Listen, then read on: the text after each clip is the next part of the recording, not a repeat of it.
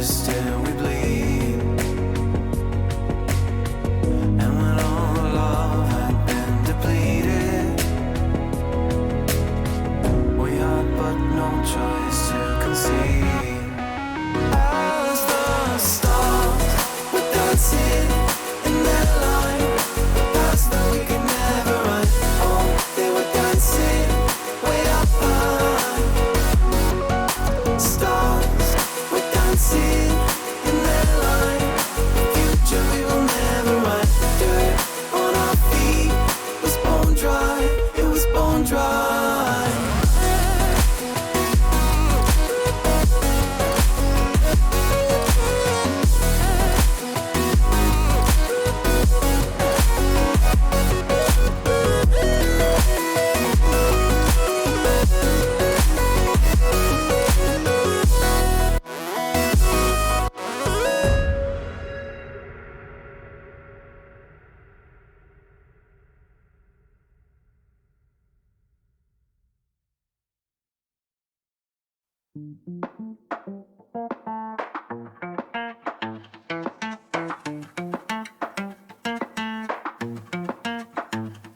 She walks in thinking she's one of the seven wonders. She's talking thinking she'll get all my seven numbers. Say it politely for your information. You wear that dress like you wear all my patience. Copy and pasted like this song on every station.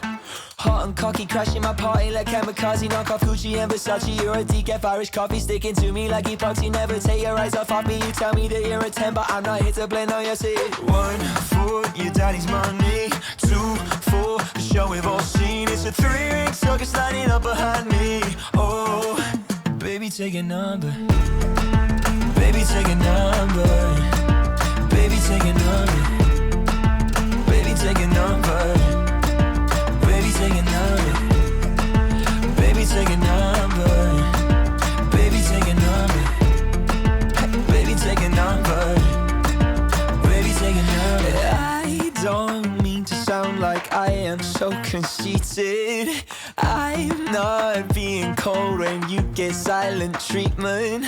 Whatever you're selling, I don't really need it. Your ego, I don't wanna feed it.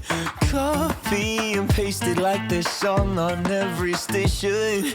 Now you're making moves like mariachi, buzzing on me like Tecate, playing candid in the lobby like mascara is your hobby. Telling me that I'm so lucky, you're a japper, you're a honey, but I'm not playing your digits in the lottery. 1 for your daddy's money, 2 for the show we've all seen. It's a 3-ring circus lining up behind me. Oh, baby, take a number. Baby, take a number. Baby, take a number. Baby, take a number. Baby, take a number. Baby, take a number. Baby, take a number. Baby, take a number. Baby, take a number.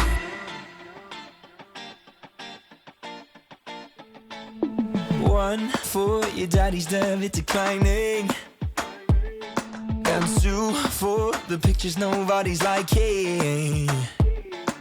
You're all 3 strikes, so you're always going out. You're the one my mom was always warning me about. Oh, baby, take a number. Baby, take a number. Baby, take a number. Baby, take a number. Baby, take a number. Baby, take a number. Baby, take a number. Baby, take a number. Baby, take a number.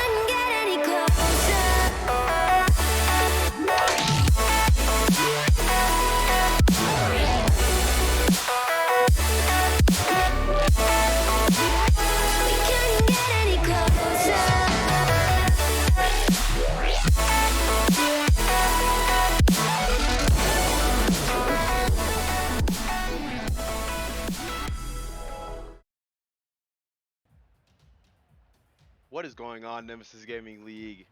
I am super duper excited to bring you guys the first matchup of the night between Dissonance and Agility. I am joined tonight in the booth with Crispy. How are you doing, Crispy? Pretty good, Sage. How you doing? I'm doing fantastic. I'm glad to have you on the stream with me tonight. Any fun facts or anything, any stats, anything like that that you can bring us from the Provisional League? I know that you're a Provisional League player yourself. Indeed, I was first part of Prisional when they first added it. From the stats here, Dissonance had a good run. They managed to come across even with the forfeits, but Agility, on the other hand, had a very hard beginning. But after all the forfeits and the losses, they have managed to still make it into the play-ins, where they are now fighting off for their spot, with Agility at 6th seed and Dissonance at 7th seed. Okay, okay. Any predictions going on for tonight from you, Crispy?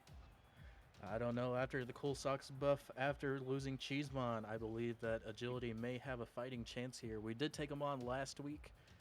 We Mhm. did manage to clutch up a win, but I feel like Agility is going to be on that comeback, so we will have to see.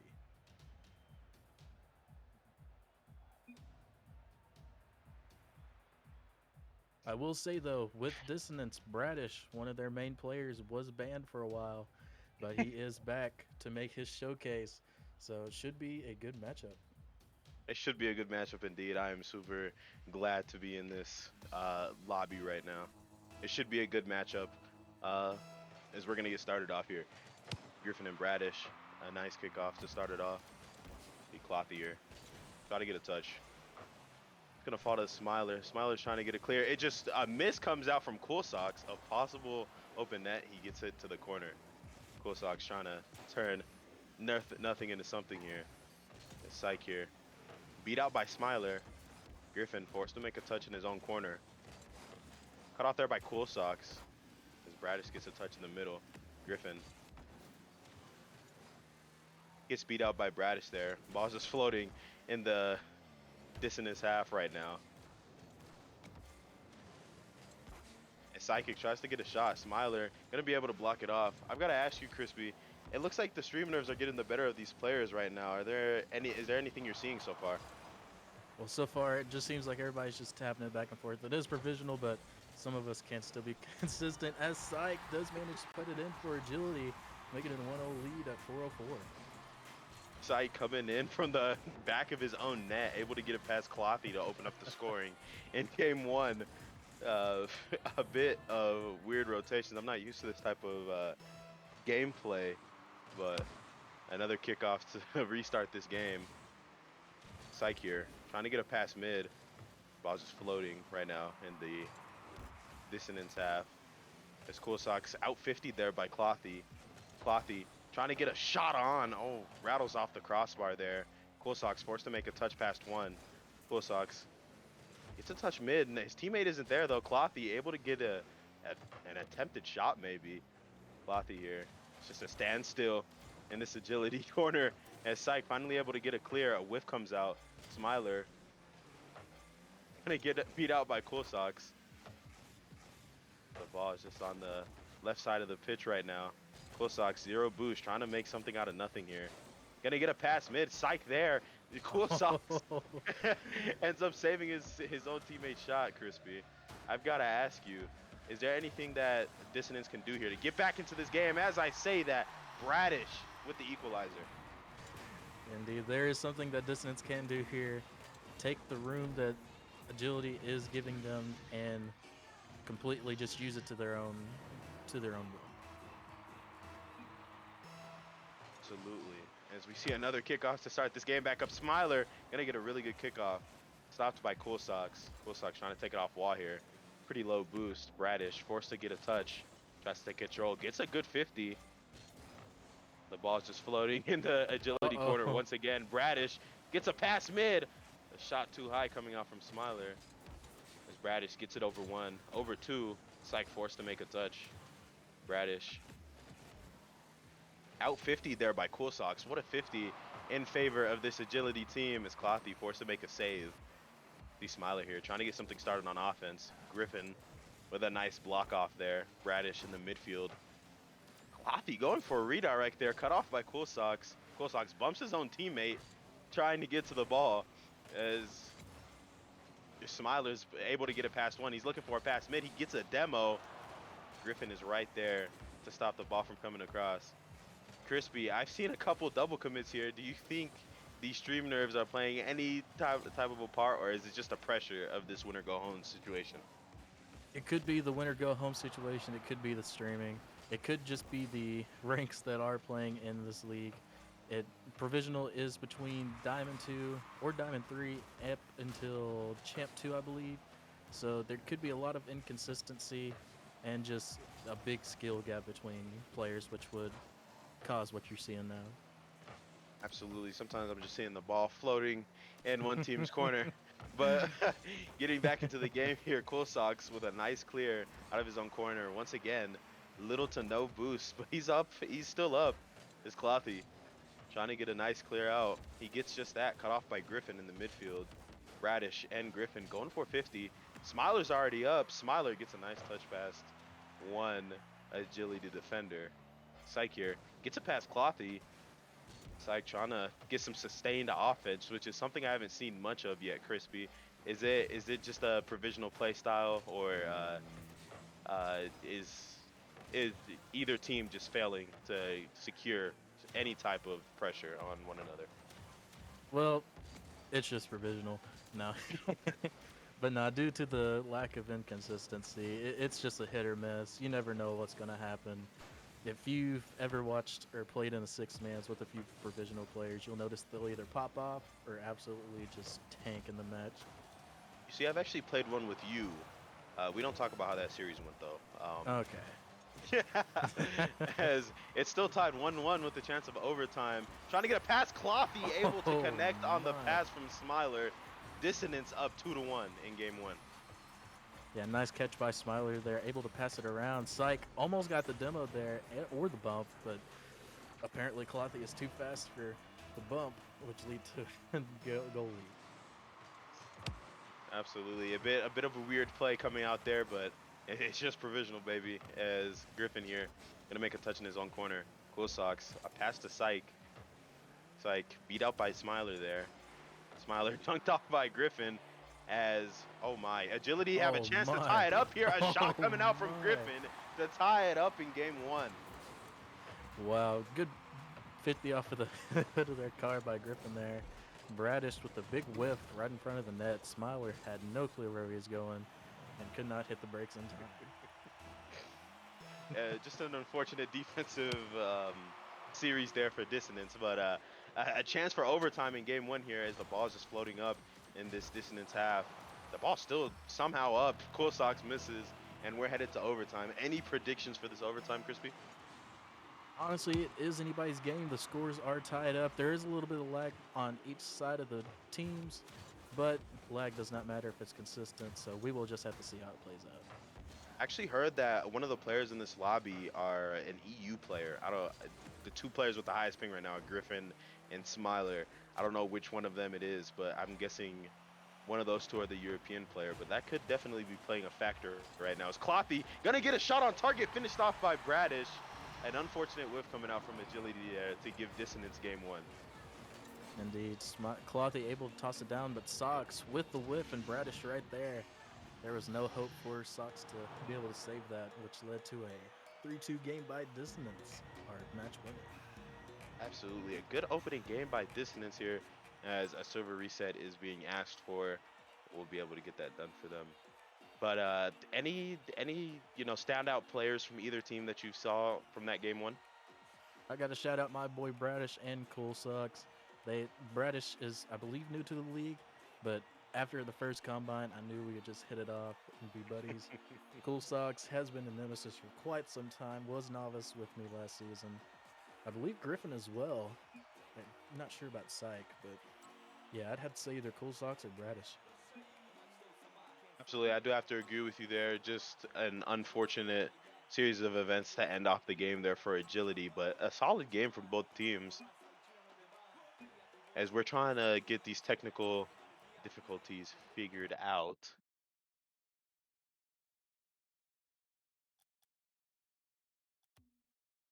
Okay, okay. So as we get these technical difficulties figured out, can we talk about the way Bradish played that game? I thought he was the key player in that game for it. He plays for Dissonance, right? Yes. Okay, I think he was the standout player there for Dissonance. As I'm looking at some of these stats right now, it looks like Bradish is top four in score per game and top two in assists per game and number one in shooting percentage and provisional. Indeed, Bradish is one of those high stat players with all kinds of different accolades to, just like you said, the score per game, assist per game, and shooting percentage. He is a well-rounded guy. I wouldn't say he would be Mechie, but he is a highly game-sensed fella. But he is a solid player for provisional. Having game sense is crucial to being on a good team. One moment here as I try to load back into this match. There we go. Okay, we've given these dissonance players a lot of praise. We can talk about agility here, as they started off the season very, very rough. They did not win a single match, let alone a series, until week 7, where they finally were able to get the better of Fallen Angels 3-2. Indeed, they did have Cheesemont at the time, which was one of the best provisional players.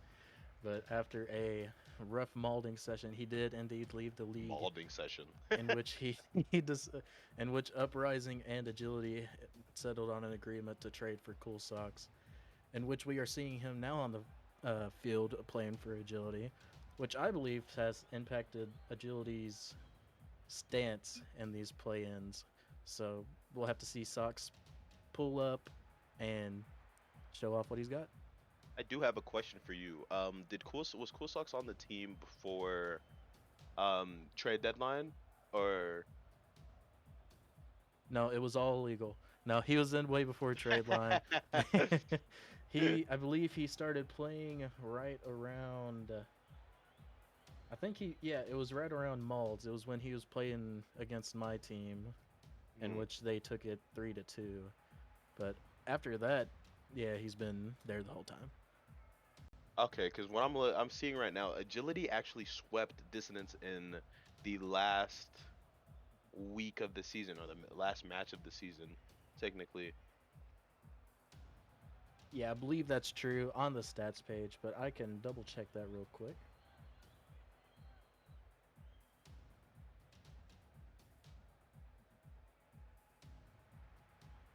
Does that really matter? That is my question to you, is if that really matters right now. It does look like Agility forfeited a win over to Dissonance last week. Or no, Okay. Dissonance 3-0 to Uprising. We 3-0 to Agility. And then I believe Agility 3-2 to Uprising, which was one of their rival Oh yeah, teams I do see in that. which they traded.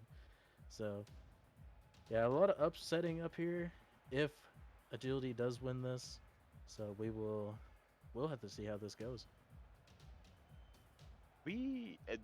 A lot of difficulties going on right now. I am very sorry, but uh, do we need a map change, or can we start it off with just this?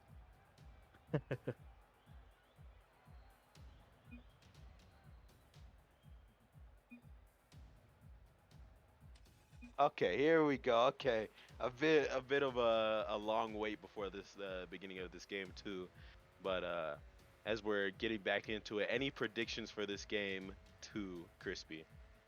I don't know. It seemed like Dissonance did have a bit of a head start, a little bit of motivation, but with the long pause like that, I feel like the flames have settled a little bit.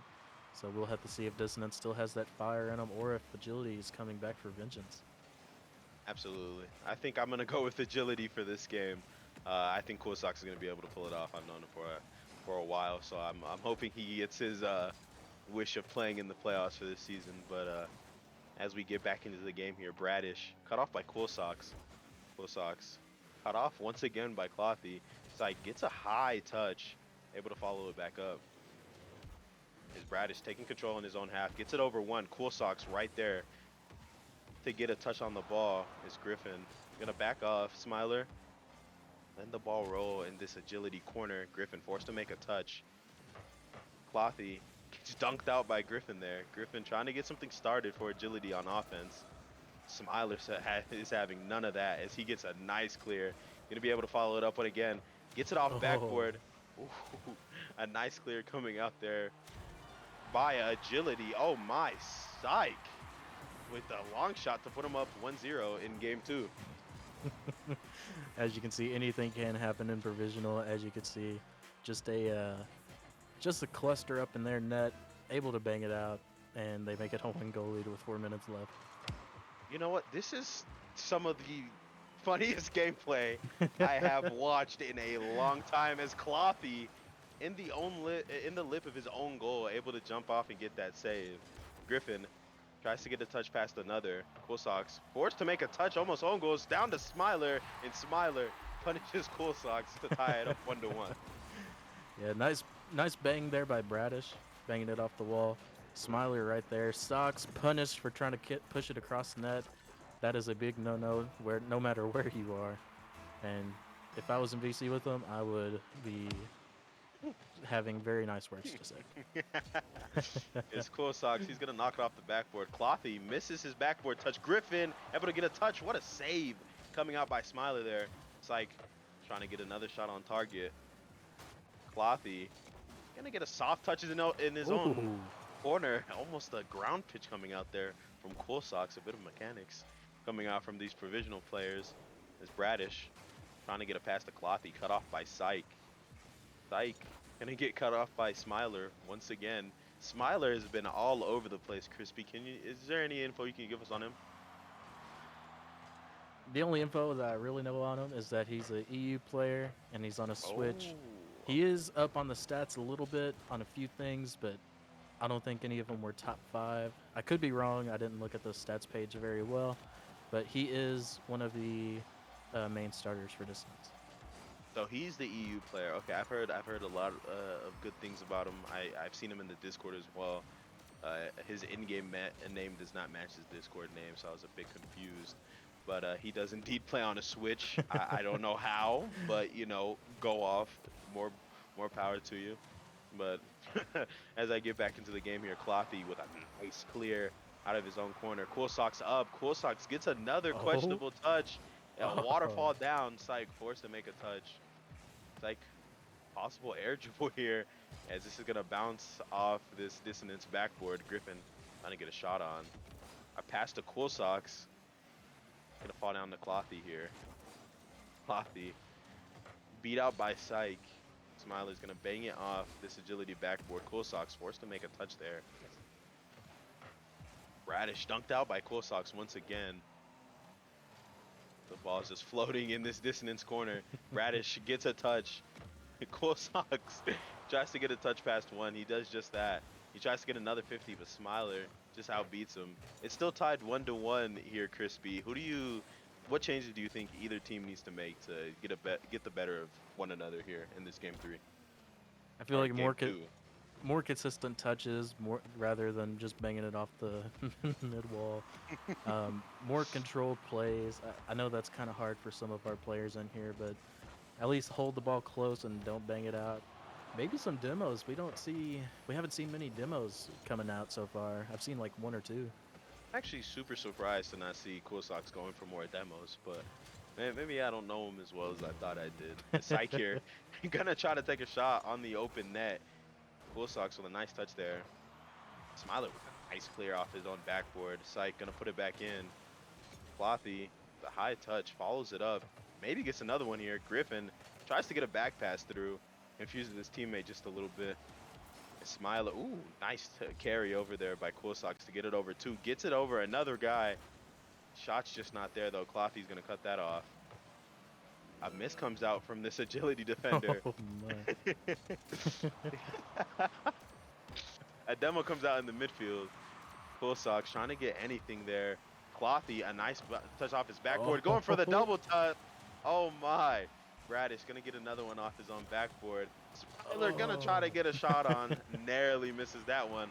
As the final 10 seconds are running down in regulation. Griffin gonna try to get it past one. He does just that. Tries to get it past Smiler. Smiler's able to get a touch. Bradish goes for the redirect. The ball's gonna fall down for our second straight overtime of the series. Any predictions on this one?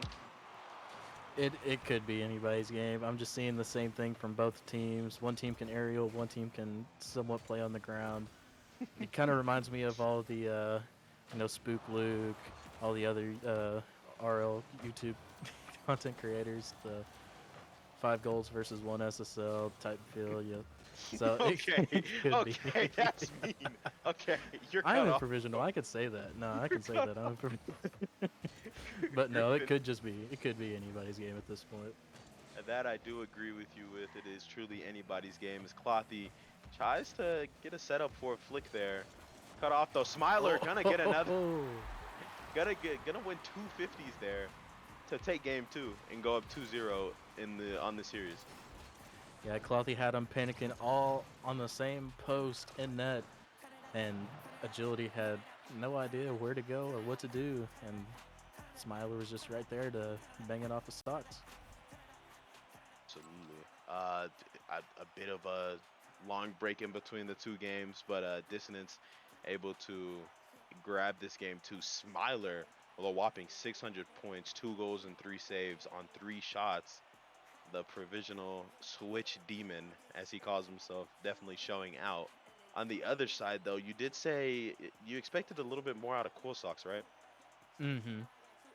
I feel like we're still waiting on that, burst of energy out of Cool Sox for his team. I think this is definitely the game that he needs to go for it because I mean they lose this one and their season's over. Indeed, I believe Agility sub Abe could be a good influence on this. Maybe switch Abe out for Griffin, and maybe we could see a little bit of a play style. Uh, when we faced against him, Abe came out super strong. So did Griffin, but different chemistry comes with different players. So you got to expect different players to shine out with others. I do like the way Syke is playing. Silver tournament winner somehow. I don't know how one gets that tag, but he has it, and uh, I like what I've seen from him so far. He's definitely been the glue for this agility team. I'm just waiting to see a little bit more out of Cool Sox here. Indeed, Sox has to pop off here. It is make or break, especially game three, match three. So if they lose here, Dissonance does move on to, I believe, sixth seed. I'm not entirely sure. They do get that last playoff spot, right? Mm-hmm. Okay. As Whoever we wins get back, this one, I believe. okay. So as we get back into this game, Griffin gonna try to get a shot on Psych. Oh my! Oh Just my! a provisional moment here to open up the scoring in game three. Been trying to control it there. Psych just able, and Griffin or Smiler own goaling right there in front of Bro, the oh my god. That it's just so unfortunate. That's just super unfortunate. From Smiler, he definitely did not mean to do that. But we see a couple, more than a couple whiffs come out on this agility, in this agility corner. Reg with a nice 50. Griffin gets a nice touch there to his teammate Syke. Clothy with a pass off the backboard. Smiler's Oh. there to get another touch off the backboard. Bradish tries to get a finish. Cut off by Cool Sox. Smiler gonna take it off the wall. Does he have the full G2 drip on? I think so. Oh I was my seeing that god. earlier. He is fresh to death. Oh my. Griffin gonna try to get a pass mid. Syke here gonna get a touch off the backboard. Gonna try to get a past Radish. Clothy forced to go up here. It's a nice touch. Keeps control. Gets a past one. Cool Sox, the last defender, able to make a nice clear there. Cool Sox going up for another. He's gonna beat out Smiler here. Bradish gonna get a nice clear there. Cut off by Griffin. The ball is just in this dissonance half right now. Oh, almost a nice dunk Oh. coming out there by Syke. Smiler taking control in his own corner. Cool Sox there, right on top of him. I've seen a trend in this game here where agility's kind of just been like their rotations have tightened up and they're just going one after the other towards the ball, Crispy. That is true. Agility has been getting a lot more, how could I say, more of a consistent play style, more consistent than first match.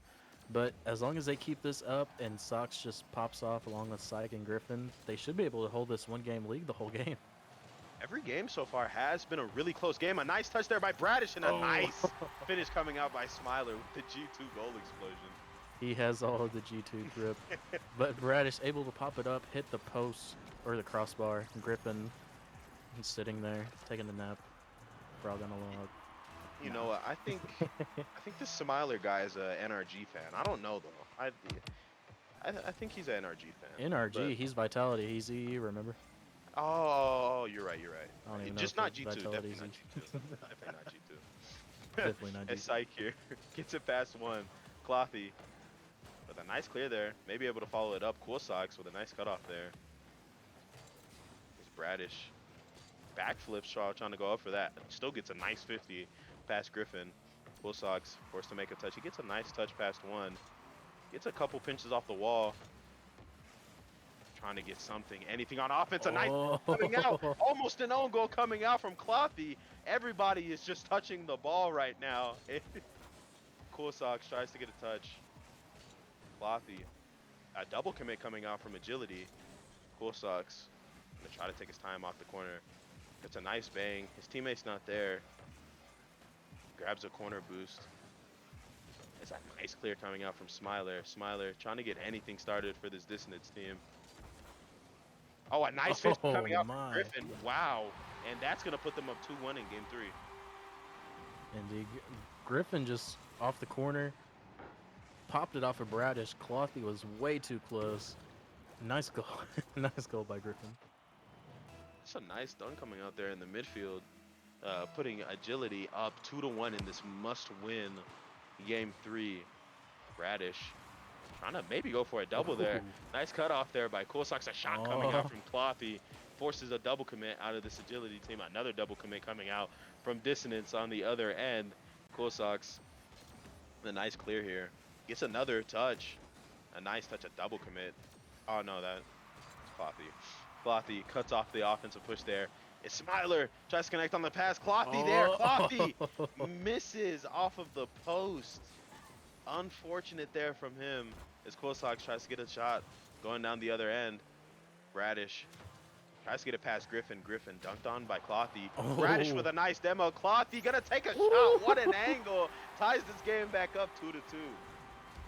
There we're having it as Bradish is playing a lot more aggressive. Look at that. He does get the double demo. Oh my. What a play by Bradish with Clothy concealing goal.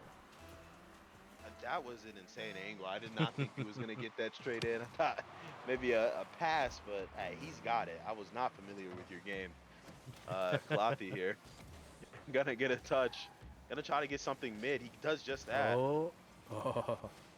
Griffin here trying to pick up the pace for this Agility team. Griffin trying to get something started in his corner.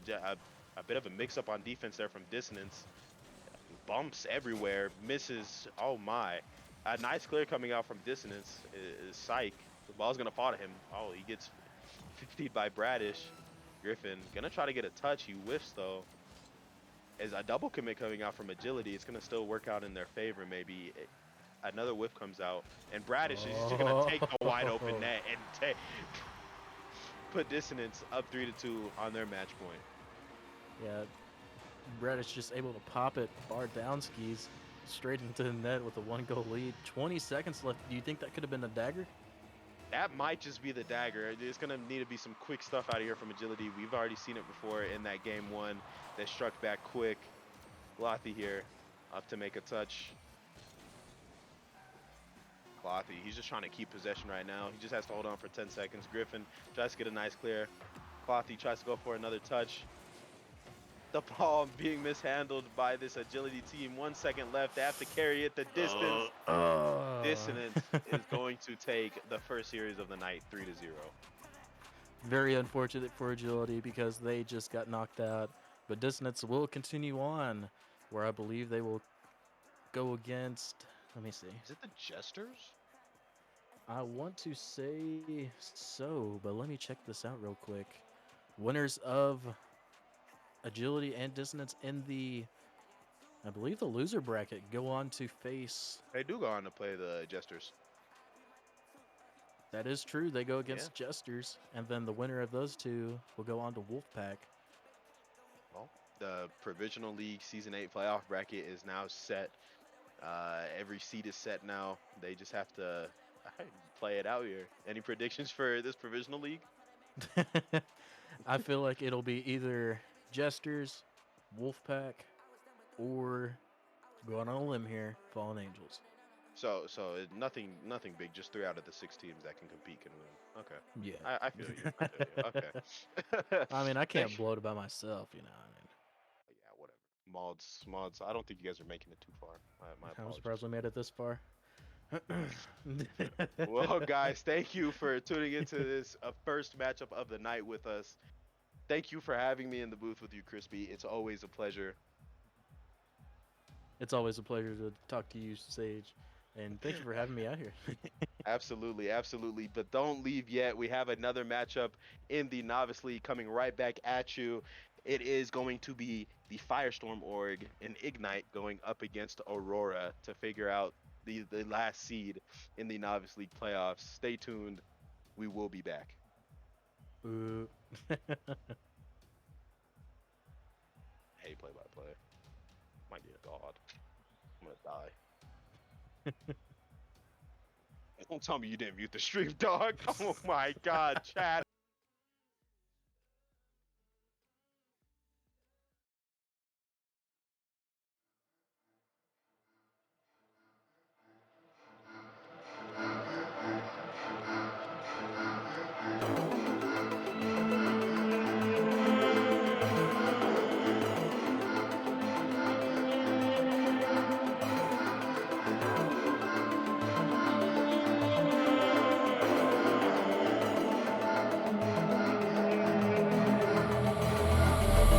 Bodies in the alley, keep one hand on my money. I try to lose them in the dark.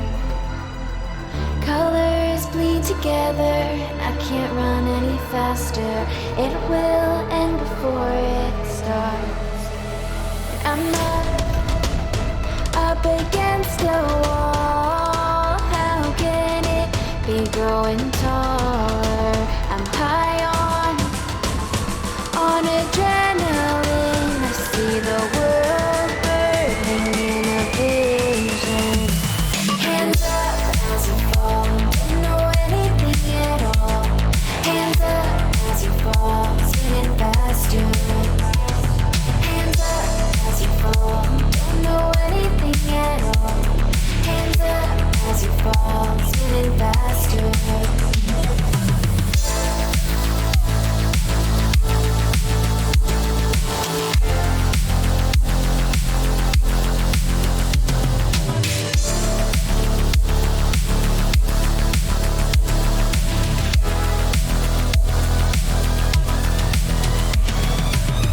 Feel it in my veins, no drugs can do the same. Blood in the wind. Is this what we created? Where have we started? Did I lose my mind? I'm up against a wall, on the edge, seconds till I fall. I'm high on adrenaline. I see the world burning from within. Hands up as you fall, don't know anything at all. Hands up as you fall, spinning faster. Hands up as you fall, don't know anything at all. Hands up as you fall, spinning faster.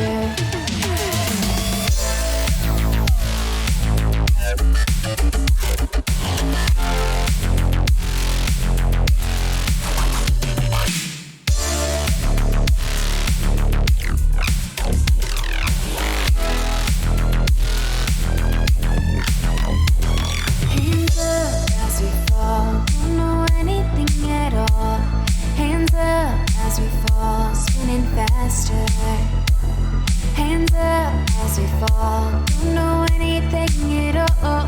Hands up as we fall, spinning faster.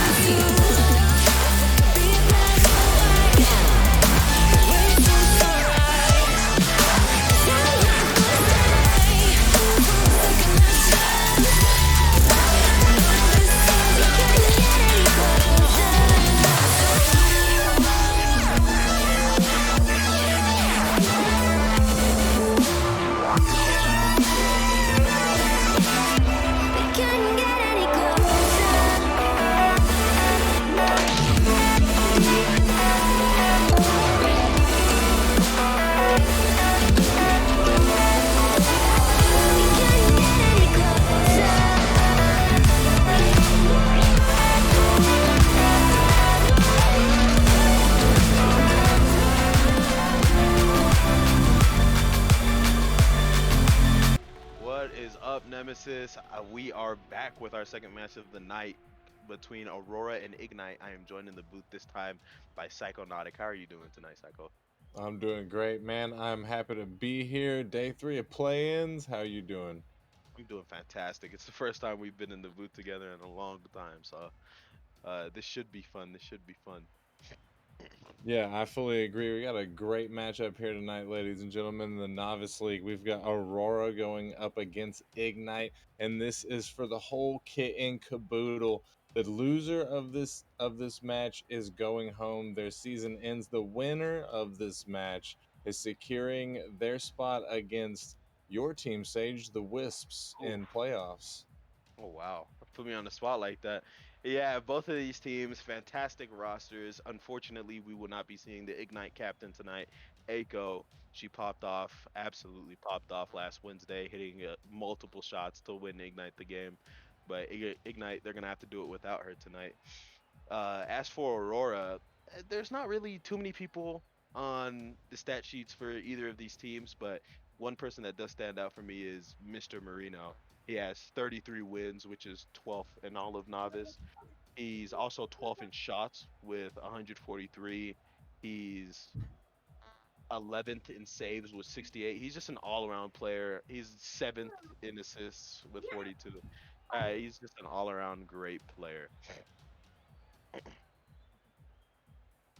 Oh, Oh okay. well, yeah. I fully agree with that. And on the other side of things, Aurora is actually pretty deadly themselves. Mr. Marino been with the Nemesis for a little while, well known in the Novice League.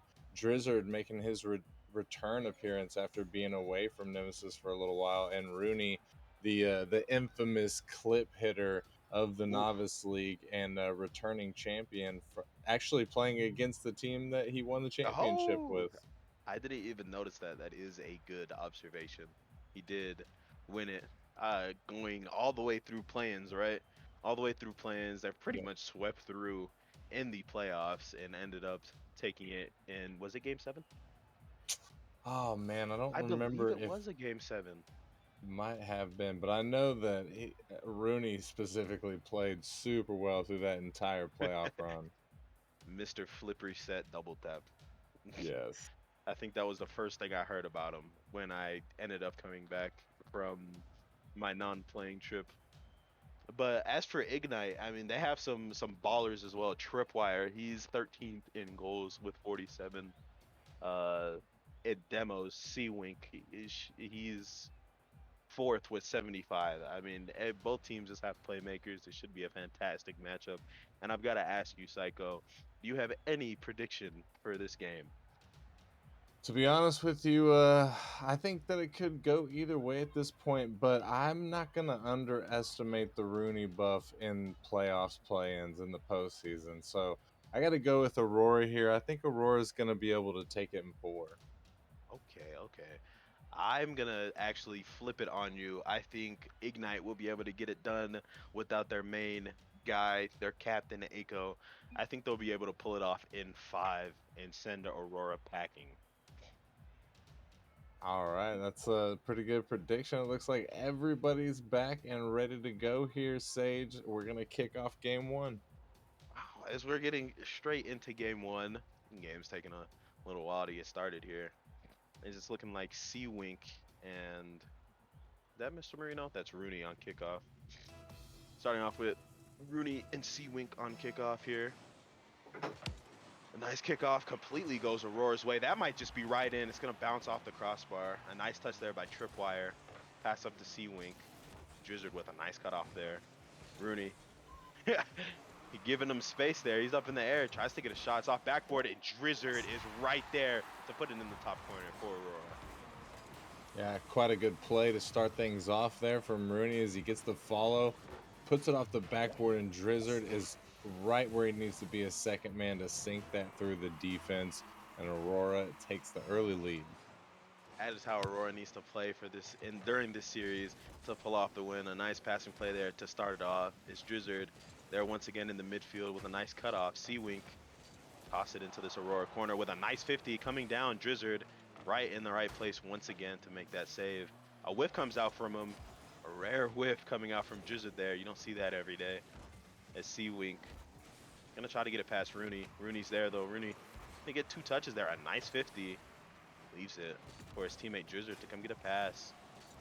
A couple whiffs, a double commit coming out from Ignite early. I'm seeing a bit of stream nerves right now, Psycho. Yeah, I'm hoping that's what it is, because they're certainly not able to haven't been able to do much in this first minute of this game. I don't even think they've registered a single shot on net. So I mean, if they want to keep up with the way Aurora is playing, they're gonna have to try something new. Is Rooney is gonna find a solo play to extend Aurora's lead by 2. I mean, this is what he does. You give him too much space, and he is absolutely going to punish you. You cannot let him get multiple touches in one go. That is what he did, and he punished this Ignite roster for letting him have too much space. As we restart with this kickoff, Tripwire finally going to get some offensive pressure going here. Is Ignite have failed to put a shot on target yet, compared to Aurora's 3. As I say that, the first shot on target is a goal coming out from its Day. Yeah, really nice accuracy there from Day. Able to find the pass from Seawink. Seawink actually taking that backwards a little bit and finding a great pass to his teammate in the midfield. And Ignite all of a sudden back in this thing. Absolutely. Like I said last stream, if any team can come back from a large deficit, it is this Ignite team, with or without their captain. As I say that, Day tries to get it past Drizzard. Drizzard's there. Drizzard's gonna get another touch. Day gonna get a clear off his own backboard. Mr. Marino up here. Gonna get a pass down to Rooney. Rooney, double commit coming out from Ignite here. Tripwire able to recover in time to get a pass over to Day. Day gonna try to get something started in this Aurora backline. Mr. Marino came flying from his own net. Seawing gonna try to get a shot. What a save there coming out from Rooney. His just trying to start off a quick counter attack. Doesn't have too much boost to work with though. As Marino gonna get beat out by Tripwire here. Rooney forced to make a save. As I must say, other than that one shot coming out from Ignite, they actually racked on 2 more. But Ignite, they really haven't had any sustained pressure like how this Aurora team's kind of just been playing in this Ignite half so far. Yeah, they certainly haven't been able to sustain much, but they have been getting a little bit more pressure, which is good for them, as we still got half of this game left to play. So they still got plenty of time. They don't need to start panicking just yet. Actually, Well, just kidding. They need to start panicking. maybe they do need to start panicking as a pinch play comes out from this Aurora team, and they go up by 2 once again. A pinch coming out from Rooney and Mr. Marino to put them up by 2 in game 1. That was a beautiful pinch right there. I don't know if that was intentional or not, but if it was, hey, hats off, because that was picture perfect. Absolutely, that was picture perfect. As Rooney getting a little bit of space there, going for the double tap. Unfortunately, he's not able to get it, but what a shot! What a save! Coming out by Tripwire there off the Mr. Marino shot. An absolute beauty of a shot and an even better save. As a team bump kind of comes out during that double commit. Mr. Marino has to make a touch down to Drizzard. Passing play up to Rooney. Rooney's going to take a shot, and this Aurora team is absolutely rolling. Yeah, they really are starting to flex their offensive superiority here. Rooney moving upfield, knowing that his teammate's gonna find him and hit him, and they did just that. His teammate found a perfect pass up to him, and what a redirect angle to put right behind the defender saves. That was a beautiful display of team chemistry. This is what Rooney does. Rooney, he's a playmaker, top guy on this team, and he's showing out right now for Aurora. As Day here, beat out by Drizzard. Seawing tries to get a touch, and own goal maybe coming out. Tripwire forced to make a save off of his own teammate's shot there. A bit of a weird defensive strategy maybe here from Ignite. It's Tripwire with a nice save there. It's going to fall right back to Rooney. Rooney here. Possible gets another tap, and Rooney is absolutely feasting right now. Agreed. Rooney is in demon mode. Man picks up his 4th goal of the night. He's got one assist and save. He's got 6 shots. He's over 50% shooting accuracy at this point. And honestly, he's not showing any signs of slowing down yet, Sage. He is going absolutely crazy right now, as he is definitely the leading man on this team right now. As he goes for another solo play, he is absolutely feeling it. He's gonna carry it over the whole team for his fifth goal of the game. That is crazy. This man is popping off. There's still 60 full seconds left, and Aurora is up by 5 points. I don't know what Ignite needs to do, but they need to make some changes quick because I mean they can't go into game two like at a 9 point deficit. You know what I'm saying? Thing is, I honestly think they could go in with a 9 point deficit and somehow still win game two. They did it Wednesday where they got Brazil, I'm sure, game one, maybe 8-1 even, and they came back and won the next three games in a row convincingly. But Seawink here trying to get a touch past Rooney. As Rooney is absolutely everywhere. He is feeling it tonight as the ball is gonna fall off the backboard. Tripwire and Mr. Marino whiffing there. Day getting a touch past one. Day gonna try to get two. Day with a shot maybe, and it's gonna roll into the net. Some much needed pressure relieved off of this Ignite team.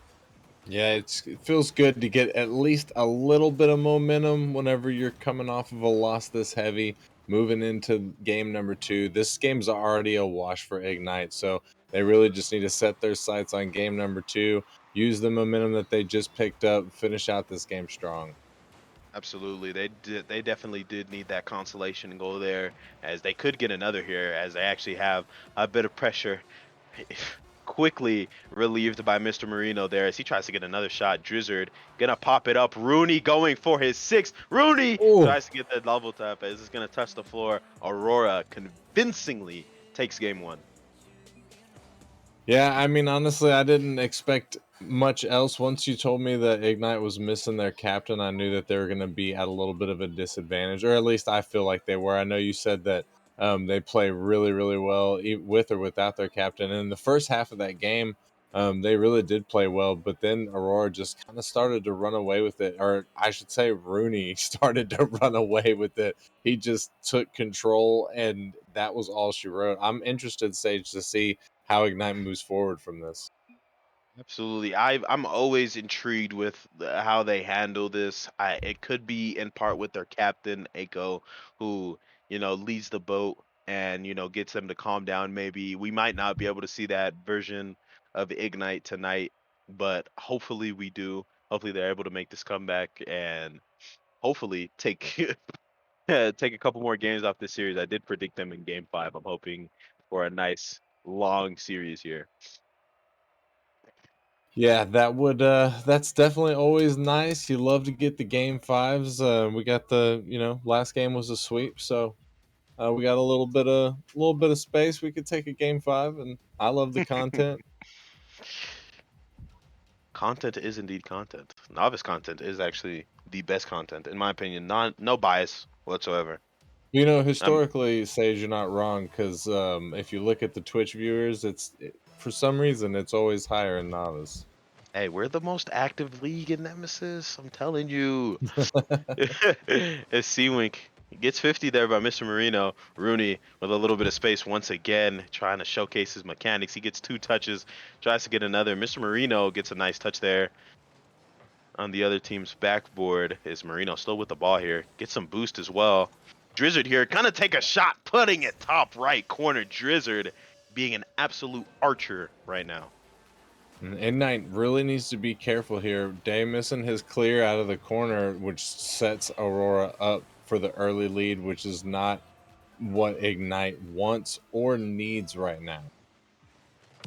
At all. This Ignite team, I think they're honestly just playing it too slow for the pace that Aurora's playing at right now, and I think it is in part to the fact that they're missing their captain. Is a bad touch comes out there from Seawink. I thought it was just in. It's a Drizzard once again right there to put it away. And Aurora's going to do it time and time again. If you give them space, if you're not strong in making your defensive touches, then this Aurora roster is going to put that ball in. They're accurate enough to be deadly. So Ignite, they have to start getting the ball out of their half. They have to start making their defensive touches.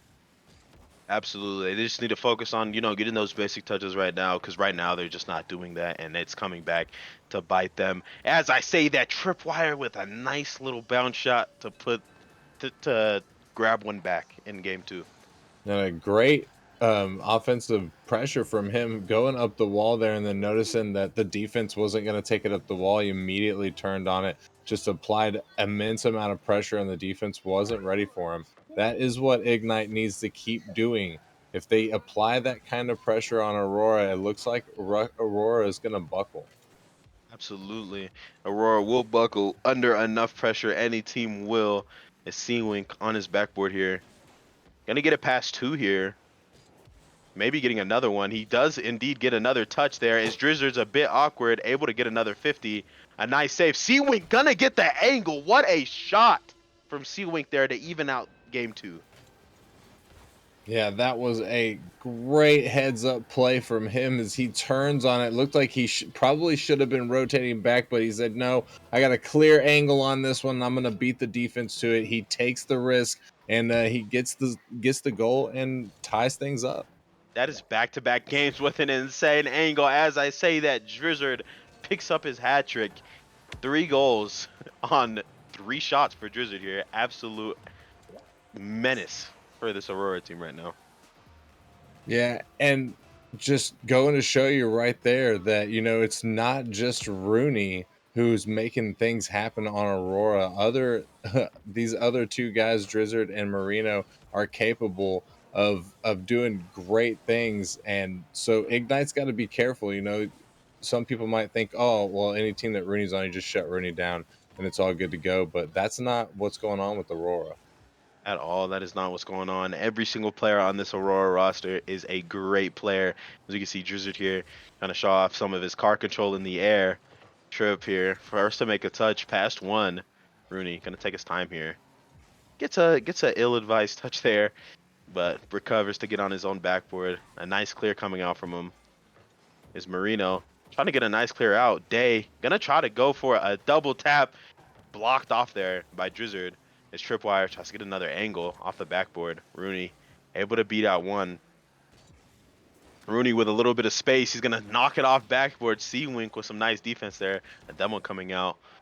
And a nice shot maybe there from Mr. Marino. Going to bounce off the crossbar and the post. A triple commit coming out just to save those 2 shots from Mr. Marino. As Seawink here. Going to get beat out there by Rooney. Seawink gonna try to get something started for Ignite on offense here. They so desperately need it. Day gonna try to get a pass in. Tripwire. Last man back gets a nice touch. Rooney's there to touch it. Rooney trying to get something going. I've got to ask you, Psycho, do you think any of these two teams have really gotten the better of each other at all? Or do you think it's kind of just, you make a mistake, I take the goal. I make a mistake, you take the goal. What do you think it's been so far?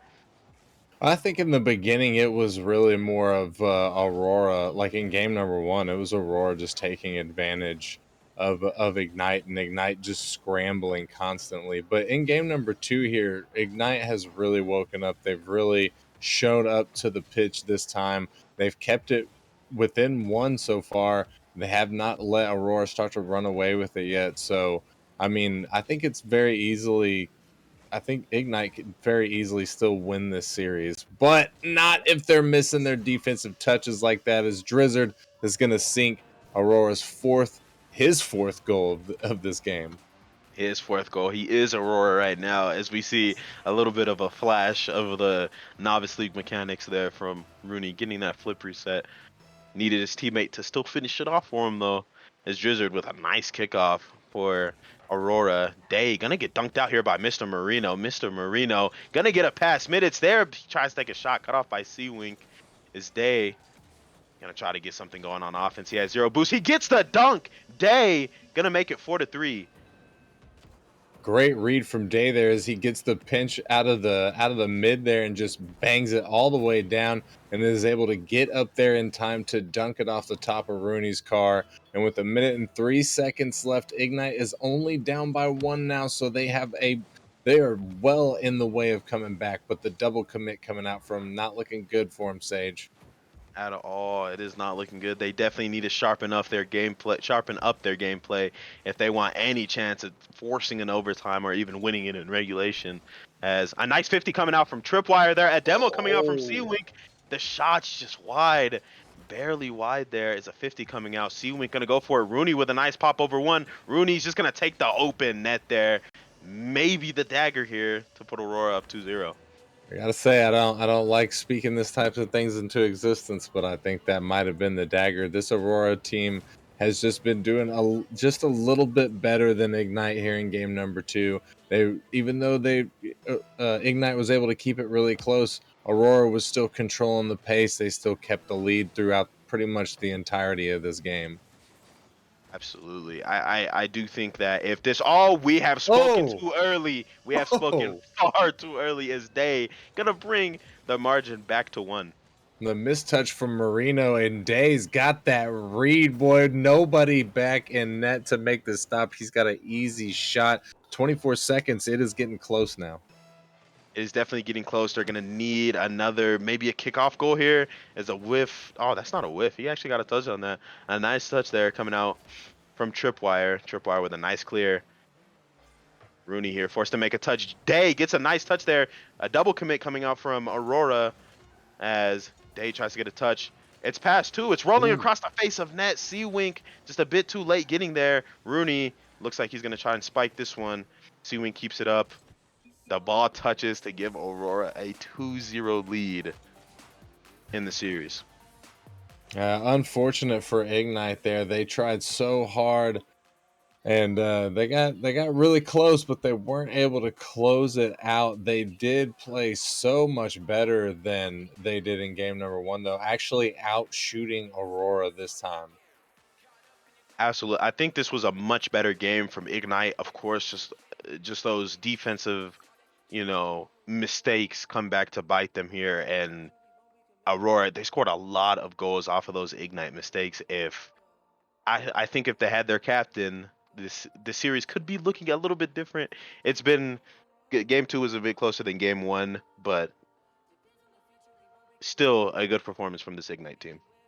Yeah, it might be a little bit different. It might not, because one thing I'd like to point out about Aurora is, in game number one, Rooney popped off, Oh went yeah. absolutely crazy, 800 plus points.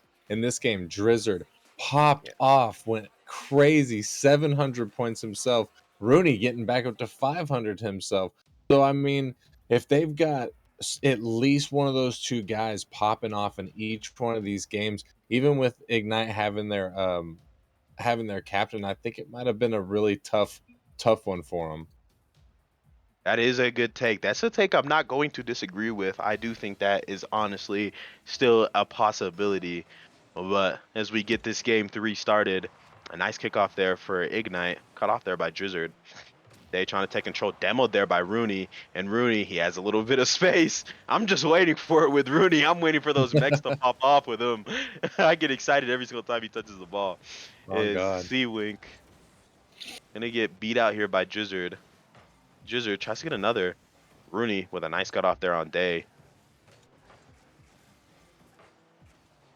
A nice touch there by C-Wink. C-Wink going for a ceiling touch there as Tripwire has to bail him out there after the miss. A touch out from Drizzard. The ball's just floating in the middle of the field. A triple commit coming out from Aurora. Oh my, it still might work for them. Is Drizzard somehow almost gets that read. An infield pass coming here. Day gonna put a shot on Wow. target, and that is what Ignite needs. What a play from Ignite, turning things around here in game number three. Tripwire finds Day with the pass across the midfield. What a beautiful play. And Ignite taking their first lead of this series. Ignite, that is indeed their first lead of the series. They needed a quick start, a much needed goal there from them. They look much sharper. They look faster. They look like they're here to play as Day. Shot just gonna barely hit the post, and now Drizzer with a nice 50 there. Will he catch up to it? No, he tries to get it off wall. Rooney's up. A double commit coming out from Aurora could be dangerous. It's Tripwire here, no boost to punish them for it. It's just him, C-Wink, gonna try to get a touch. A nice little team passing play there. Seawink with a nice dunk, a nice bump coming out from Trip. Jizzard forced to make a cut, make a nice touch. His day here, gonna get out 50'd by Rooney. It's gonna bounce off the backboard. Seawink gonna get a nice touch under Jizzard. Seawink gonna try to look for something mid. A nice defensive play there by Marino. It's a flip reset. He's going to get blocked off there by Day. Blocked off once again by Day as a counterattack is starting off here for Ignite. Seawink going to try to get a shot. Narrowly misses that one. Is Day trying to get something back mid there. Tripwire going to try to cut here. A bumping play comes out. It's Rooney trying to carry it over to the whole team. What a defensive play there by Day as the ball falls to Jizzard. Tripwire trying to get something out here. Mr. Marino with a nice touch mid. Psycho, this Ignite team looks revitalized, renewed, refurbished even. They look like a completely new team from that team that we saw in game 1. Do you think any changes they made affected them there? Yeah, I was thinking the exact same thing, to be honest with you. Like, wow, this is not even the team from game one and game two. And I'm not sure exactly what changed for them, but they're actually being aggressive with the ball now. They're much stronger on defense. And they're trying, they made the pass play that got them the only goal of this game. And see here now we've got some strong defensive plays from them that's going to turn into a counterattack, but Marino gets back in time. But yeah, whatever they did, Sage, they need to keep it up. Absolutely, that I agree with. They look like a completely different team. A demo coming out from C-Wing. Day trying to get the angle. Day with a nice touch, a nice whole team play there from this Ignite team. Yeah, and a great demo from Seawink there. And that actually is one thing that I should have pointed out. The aggression has really ramped up for Ignite. We saw Day with the bumps earlier, and now we see Seawink get the demo, which leads to a goal. So, I mean, if they keep up this aggression, it doesn't look like Aurora has figured out a way to counter it yet. No, not at all. I can agree with that statement. I think whenever this Ignite team starts to play aggressive, that is when they are playing at their best. I've watched 3 of their games in the past 2 weeks, and I can say that whenever they're playing aggressive, that is the best Ignite team. As I say that, though, Mr. Marino trying to get something started. Rooney going for a double tap. Rooney misses barely, but Drizzard is there to put it in for Aurora. Aurora getting back in this game with a minute 16 left on the clock. Rooney trying to do the most, not able to get it through the defense, but does set his teammate Drizzard up for a beautiful goal there. And now Aurora is in this thing again. Absolutely, Aurora is in this game once again. It could be another case of a game 2, but more content, the better. As Rooney and Day gonna collide there in midair. Seawink gonna get it past one. Day trying to get a little infield pass going there. It's Mr. Marino going for a shot, and it's just gonna get through everybody. And the score is now 2-2. It's a really unfortunate miss there for Ignite's defense, as we see Tripwire just not able to get back to it in time, pushed up a little bit too far, not expecting the long clear. But you got to be careful of that here in the Novice League, Sage. I'm sure you're aware, is that's one of the big tactics in Novice, is to just clear the ball as hard as you can towards the enemy net. And, shoot, if they're pushed up too far, that's a free goal. I have a better tactic. It's just missing the ball. But not many people play that way. That's just me, maybe. But Mr. Marino there with 2 nice 50s. Going to get it through 2 defenders. A nice 50 from Wink there. Going to fall straight to Drizzard off the backboard. Nobody defending the backboard there as Drizzard's going to try to get a shot. Mr. Marino there to follow it up. Mr. Marino is going to take the lead for Aurora. What a comeback. And quite the turn of events for Ignite with only 18 seconds left. That is not a good thing for them. They just threw away a 2-point lead, and they have no time to get this back before they get swept. It is looking grim for Ignite, but nothing is impossible. As Drizzard, can I get an ill touch there? Day and Marino colliding up in the air. Drizzard gonna try to just get this ball out of his own net. Marino tries to go for a redirect. 1 second left on the clock. It's looking like Aurora is going to get another goal to finish this off, and they sweep Ignite here. Yeah, and that is a strong finish there. Marino missing that touch, but able to still turn around and beat the Ignite defense to that, get the 0-second goal, and yeah, just send that, close out that sweep. What a performance from Aurora, to be honest with you. Hats off to Ignite as their season is now ended and they got to go home with the L's. But hey, there's always next season. That was a good run for them. And but Aurora just, they pulled it out. They played better today. I think hearing what you just said, if I was on that Ignite team, I would be so sad. Why? You just played a whole 3-month season, and then your season's gone in 3 games, just like that. Well, I mean that's the truth, right? Hey, Is it that's not the how it truth? is. That is how it is. Life is hard, let alone Rocket League. True. But now Aurora does move on to play the #1 seeded Wisps. Unfortunately, the Ignite team, that is it for their season.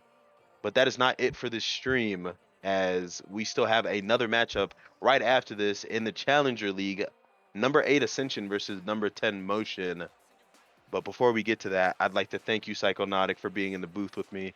It's always a pleasure. Oh yeah, no, thank you for allowing me to come up here with you, and thank you for spending your time up here and doing your thing and helping out the Nemesis Gaming League, man. I really appreciate it. Absolutely, absolutely. The night is not over yet, guys. We have a game right after this. Thank you guys for watching. We will be back.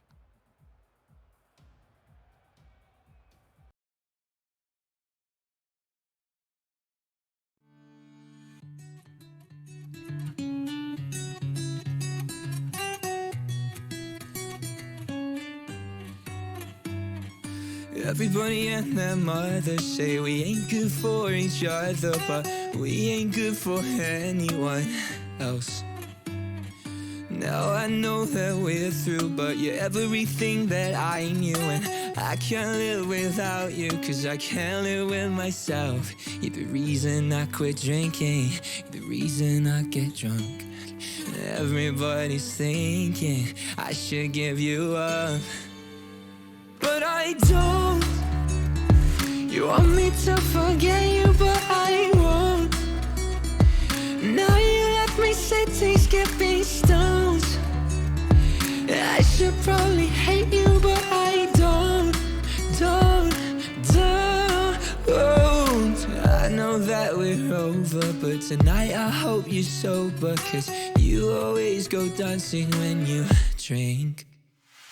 And it doesn't feel right if I'm not that guy to be the one to sweep you off your feet.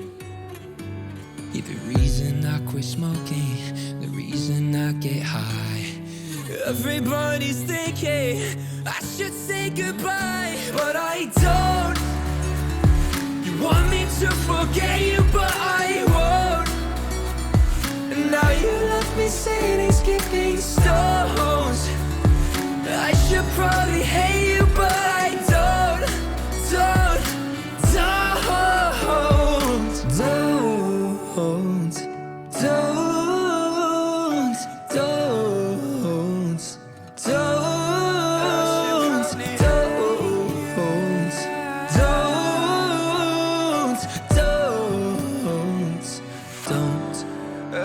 But I don't. You want me to forget you, but I won't.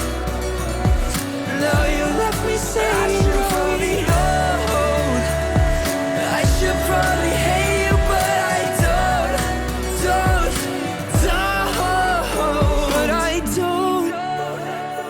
You want me to forget you, but I won't. Now you left me sitting, skipping stones. I should probably hate you, but I don't.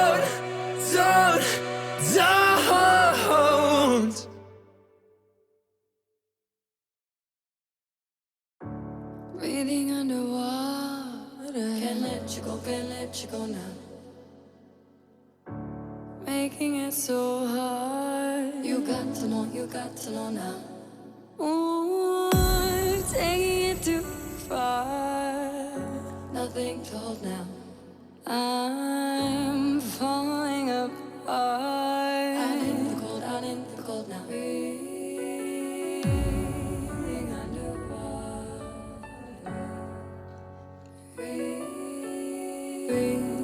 Sleeping underwater now, I can't let go.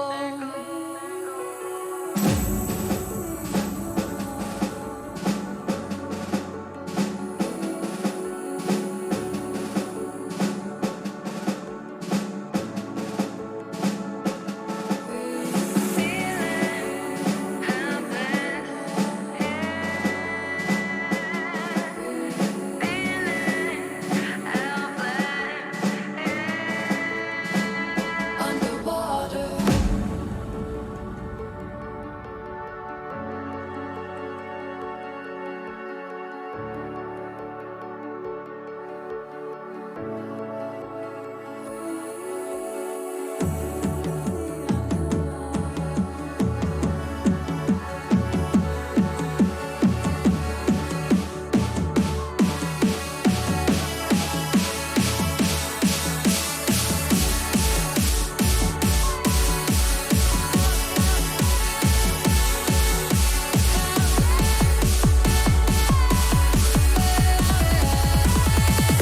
Underwater.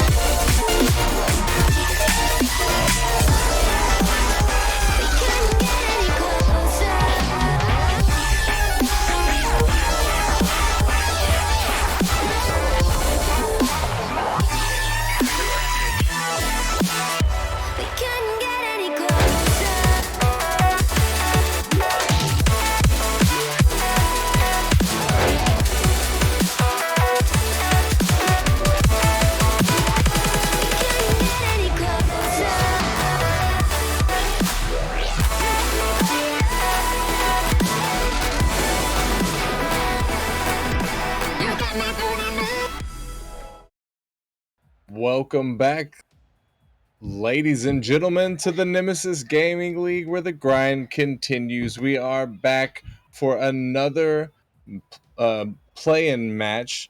We are moving into the Challenger League where we have Ascension going up against Motion. I do believe that we have the same situation here that we've been having all night. One of these teams is going to be going home. One of these teams is going to be securing a spot against the number one seed Wraiths. Ascension versus Motion. This is, I think, going to be a pretty saucy one. I'm joined here in the booth tonight by the Titan player, Miles. How you doing? I'm doing pretty fantastic actually. A little bit tired, but we're gonna build up that hype with some good old Rocket League as usual. This is gonna be a hype match though, I can say that for sure. I agree. I just need to get the match lobby info from our people. Um, so because I am not in the match lobby, so I am not sure who all is there. But talk a little bit about these teams. We've got Ascension versus Motion. As most of you know, Ascension actually has our beloved director, Rockerman, on there, but he's also got ASCII Q, and Geo is a sandbagger. And then on in the other side, we got Motion with the GM Big C Dubs, Inverse, Rage 32, and the infamous, or should I say famous, LK.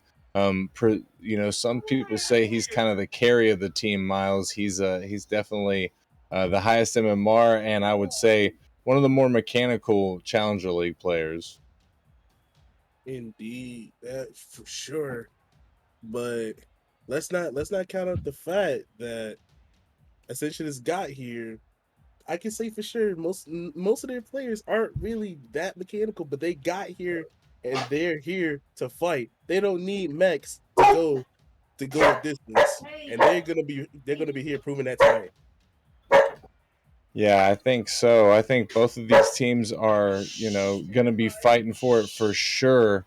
One of them, like I've said before, one of them's going home. Whoever loses here, that's it. They've been playing for 9 weeks, and it's all coming down to this. Miles, one of these teams is going home. One of these teams is going to be going up against the Wraiths, the number one seed. So it's not going to be an easy. It's not like the winner gets this prize or anything. They just get to get thrown into the playoffs, and it's going to be a tough one for them. Indeed, they're gonna have whichever team makes it. They're gonna have a lot. They're gonna have a lot to fight for. They're gonna have a little bit of a difficult time, but both teams are amazing. Have very good players, and I wouldn't be surprised if they're able to push that race team to the limit. Yes, I wouldn't be surprised either. And I'm not sure if you got the match lobby info, so I just sent it to you there, Miles. I was able to get in, and it looks like we've got everybody in here. So in the spirit of getting this thing going, Miles, let me hear a caster prediction from you. Who do you got taking this one, Ascension or Motion? This series, honestly, I'm calling it immediate game 5. Both amazing teams. They might be in the lowest seeds they could be, but both teams are amazing. But I'm gonna have to give it to Ascension on this. That Rocket Man gift of luck is gonna kick in tonight, and they're gonna absolutely dominate. Oh, you really? I gotta say that's it's pretty uncommon that people vote for the Rocker Man, but hey, I got to give it to you. Hats off. We'll see if he's able to do it. He wasn't able to. He wasn't able to pull off the win on Monday, but he might be able to tonight. As it looks like he has his. It looks like he's still having to use Geo as a sandbagger, which I believe is their sub. So maybe the ASCII is out of town, or maybe can't play for whatever reason. And I know I heard some people speculate, Miles, that might have been the reason that they lost on Monday. But I don't know. What do you think? Do you think that? Oh, well, obviously, I already know what you think. You're in favor of them. I mean, I wouldn't say it's because their main roster isn't here to play. It's just unfortunate. It's just unfortunate Rocket League all around that they have to deal with because we all know how games can go. It's heavily momentum based, and all they got to do really is start getting momentum early, start kicking it up a notch as soon as they can, and I'm sure that they're gonna take this game home and go on and win the playoff seed. And that was a scary one right there. As LK put a long ball down, and it just bounced off of the corner there. As Rage puts it up, but he can't get the double. Big C dubs with the shot that's gonna go through, and Motion gonna start things off.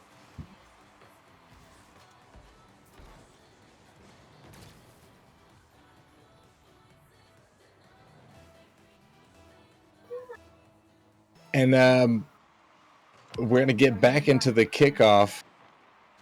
Motion up by one here. Ascension trailing. 60 seconds gone so far. Rocker Man sends it to the side. Q going to take control. A little bit of miscommunication there coming out from Ascension as nobody could figure out who was number one. The ball gets sent back to him. Geo gets it past one. Q is up to send it into the corner. And Rage trying to get it keep it out in front of Motion's net. Rage sends it down. Big C-Dubs out of the corner. Q's there to take it away. Ascension trying to get back into this thing as Rocker Man tries to send it on net. He does, but LK makes the stop. Rocker Man sends it back on net, but Rage to make the stop this time. And Miles, are you with us, or are you muted up, or did something happen with your mic? Yeah, I accidentally tapped my thing. My fault. That's No problems. No problems. Welcome back. A lot of Rocket League going on right now. Good that it's a good thing that Motion did what they did to get up game one because it's been a back and forth game ever since. They're playing as much defense as they can just to hold them back. Yeah, and Ascension not able to get very much. Oh, this is bad. Oh, not looking good for Ascension as LK's going to get that counterattack. Sends it all the way down, catches Rocker Man sleeping, and is able to finish it out. And now Motion's got a 2-point lead here, Miles. They got a lot of ground to cover in this short amount of time for this first game. But I believe with just a little bit of faith and a little bit of coordination, they can get something done. I believe. Yeah, they still got plenty of time, that is for sure. They're going to have to clean things up a little bit here as they've been making some mistakes that Motion is capitalizing off of. And Q trying to get one on. Rockerman's there, but can't get it through the defense. The ball gets sent to the mid. Rage with the shot. Geo back in time to make the stop. And LK trying to keep the pressure alive for Motion, but it does get sent down, and the counterattack comes out from Ascension. Q gonna sink that one, and they are back in it. A passing play was in motion there for the entire Ascension's team. Good little fake there from Gio to give it a Q, but unfortunately, LK wasn't able to secure the save. And it's going to be a 1-goal deficit for Ascension. And with a little over 2 minutes left on the clock, Ascension back in this game. Got some life in them, but just like that, the clap back from Motion. Rage securing once again that 2-point lead for Motion. Unfortunate little 50 there from Q. I think was just trying to force a 50, but ended up just being in Motion's favor as Rage is just there, just secure it, slot it in, gaining that 2-point lead back. And the 50 with Geo. It's going to pinch all the way into Ascension's side. LK there, not able to get the touch. Big C-Dubs with the shot that's going to get blocked by his teammate, but it doesn't matter. C-Dubs able to get back to it once again and extend the lead against Ascension by 3. I guess it's just a passing play that they did there. I don't know. LK just bumping everyone in the net, but ends up saving it. But yeah, it was probably just a passing play back to see those to secure it once again. Up 3 with 1:40. Ascension's got a lot of ground to cover. Yes, they certainly do. And Motion can just sit back and chill, control the pace of this game, and just keep the ball away from him. Play some smart Rocket League here, and they've got an easy game 1 win in this series. Though some might say, that doesn't matter too much. Game 1 is pretty much a wash most times. But, it certainly does help in a best of 5 situation to get game 1 under your belt. Allows you to sort of lead the pace of the series sometimes. As Rage is going to try and get a double there. Gets pinched all the way across. Big C-dubs trying to send it out, looking for a teammate. It gets sent all the way back down into Motion's half. Zelke takes it over 150s with Rockerman in the midfield. Rage to take it away from him. Still has control. Gets it past Rockerman. Gets it past another one, but Big C-dubs not going to be able to finish that one for his team. And LK keeps the pressure alive for Motion. The final 40 seconds of this game ticking down as Rage is going to keep it in Ascension's half. Rage is going to get just wiped away by Q. Rockerman with the unfortunate touch, but he is able to get back to it before anybody from Motion can get up there. 20 seconds ticking down now. Rage pops it up into Rockerman. Geo looking to get something, but he can't control the ball in time. And Q pops it up, sends it out, looking for a pass, but nobody there. LK pops it up, looking for a double. Rockerman on the backboard is able to divert the double away, and the ball is going to drop here, and Motion is going to secure a game number 1 win. Rockerman looking to maybe get a little something for the road, but Motion's going to put a shutdown to it.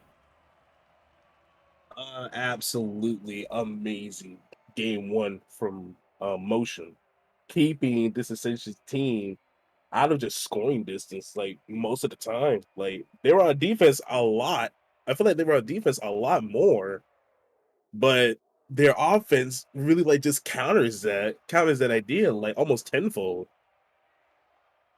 Yeah, and Ascension, the Ascension did really good in their own defensive zone. 3 saves from Q, and then Rockerman and Geo both getting 2 saves themselves. But Ascension just really wasn't able to generate much offense there. They had 5 shots between them. Just between 2 Motion players, there were 7 shots, and I can't see the third. Can't see LK's shots because he left the lobbies too quick. But obviously, Motion was out pressuring Ascension there. And Miles, I think that if that trend continues, Ascension might be looking at getting swept here if they're not careful. Honestly, from what I've been seeing, they got to try to work together more.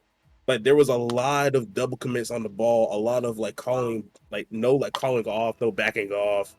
There's like just 2 people would just be on the ball every time. They got to try. They got to get better at working together here to get this win, to come back here and get something going. And we'll see if they're able to do that here, or if Motion is going to take game number 2 as well and set themselves up for the sweep. Q with the pop out of the corner. The double commit from Motion here on the defense, but it works out for him. Rage is going to stick with this ball. Rage still with it, trying to get the carry past Q. Q getting it past the last defender, and with a nice little finesse play there, Ascension takes their first lead. You being the W man's as third man, being able to get it past the entire Motions team, threading the needle as well on the goal line. Beautiful way to open up game 2. Yes, it certainly was, and that is really what Ascension needed. That's the momentum that they needed coming off of that loss in game number 1. We'll see if they're able to capitalize off of this, or if Motion is going to be able to make a proper counter. As Q looking for something big. Rockerman is there. What a play from Ascension. They have officially woken up.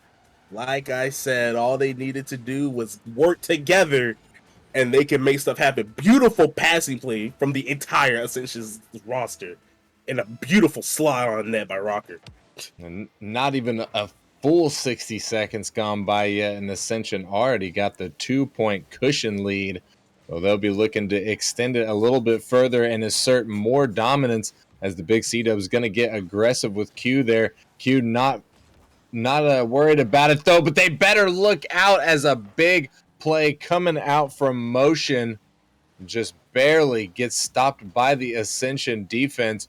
Rocker Man might have something. He's going to miss his second touch off the backboard. Q with the flick. He gets the flick, but LK gets the save.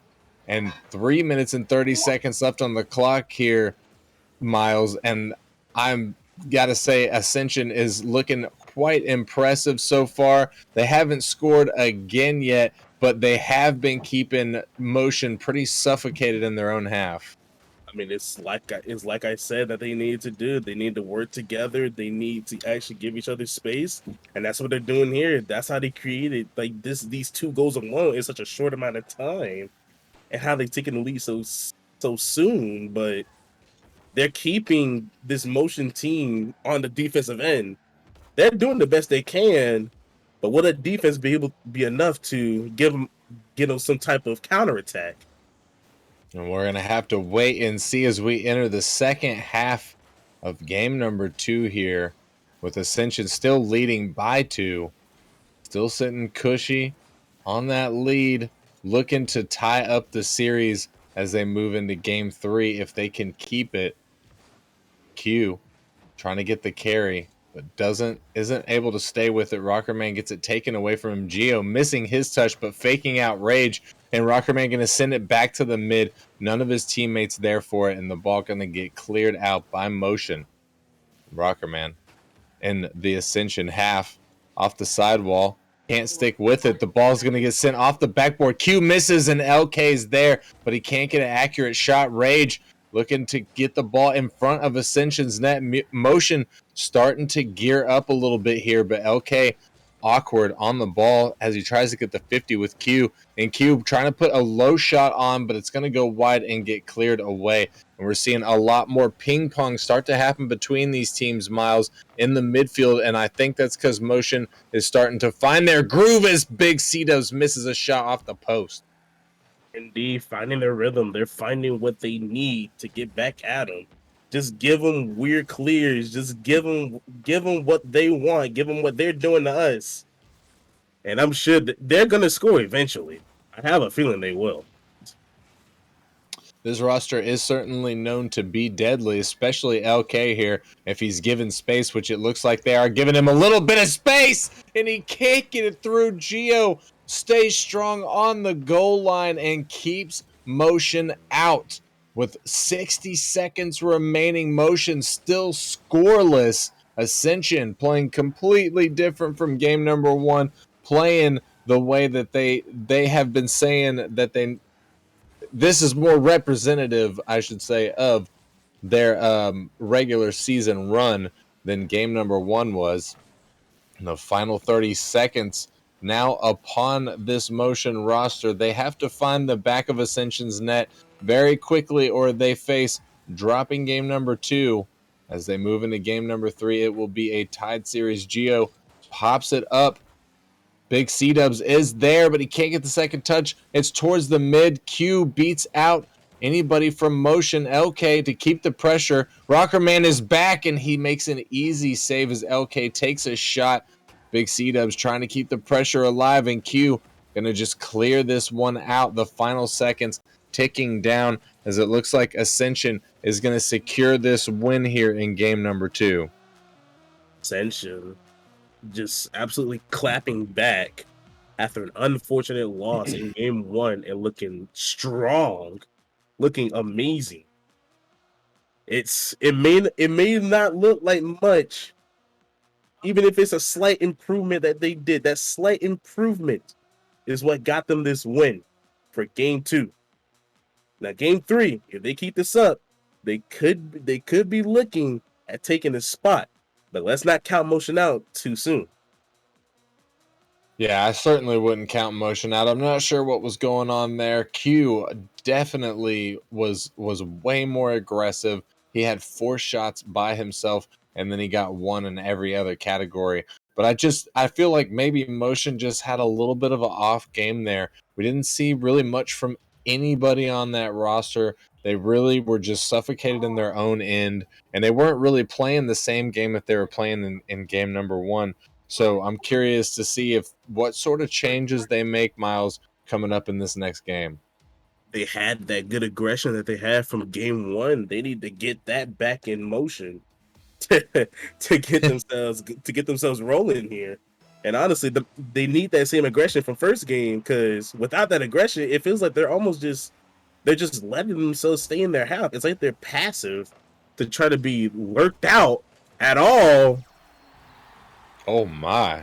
And Gia gonna secure first goal for game three. Unfortunate miss from LK.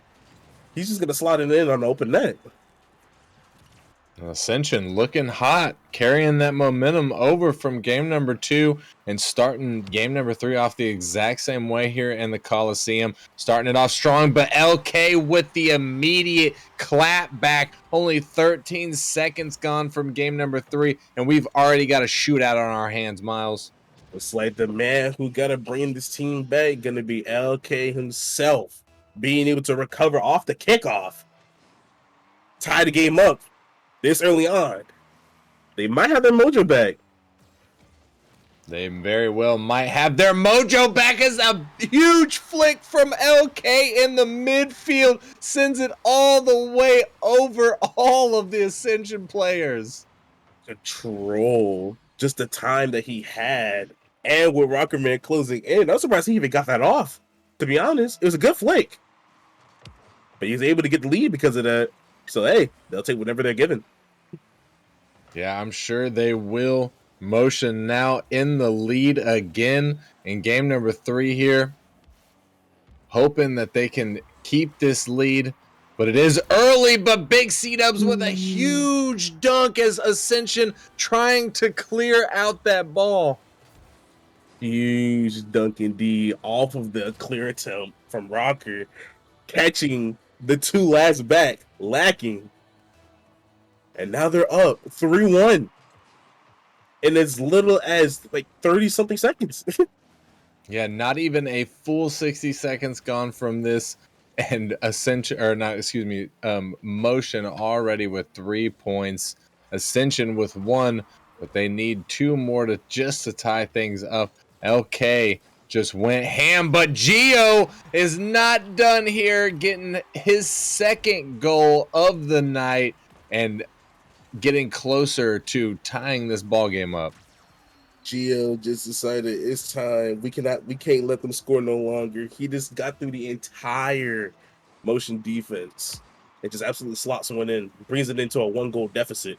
Ooh, Rocker almost making it a tie game with that slot, but a good save from LK. a huge play almost coming out there from Ascension off of that kickoff. You can tell these guys are not done yet. They're not giving up. They are willing to play from behind, and they are arguably playing harder from behind than they were from ahead.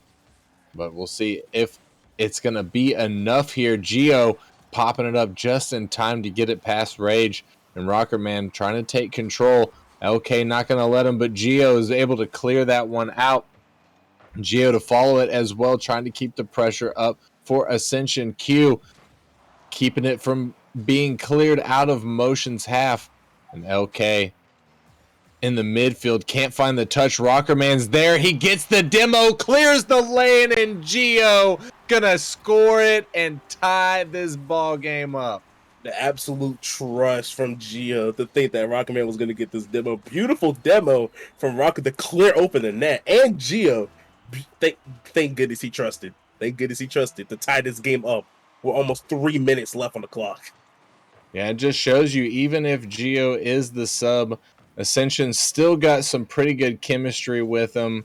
Gio knows that Rockerman is one of the leading demo players here in the Nemesis Gaming League, so he puts all his trust that Rockerman's going to do what he does best, and they get it done. It's the equalizing goal, and as we enter the second half of game number 3, it's looking really on the ups for Ascension, especially when compared to the first half of this game, as Gio's going to take it off the side into the corner past Big C-Dubs. They can't get it past Rage.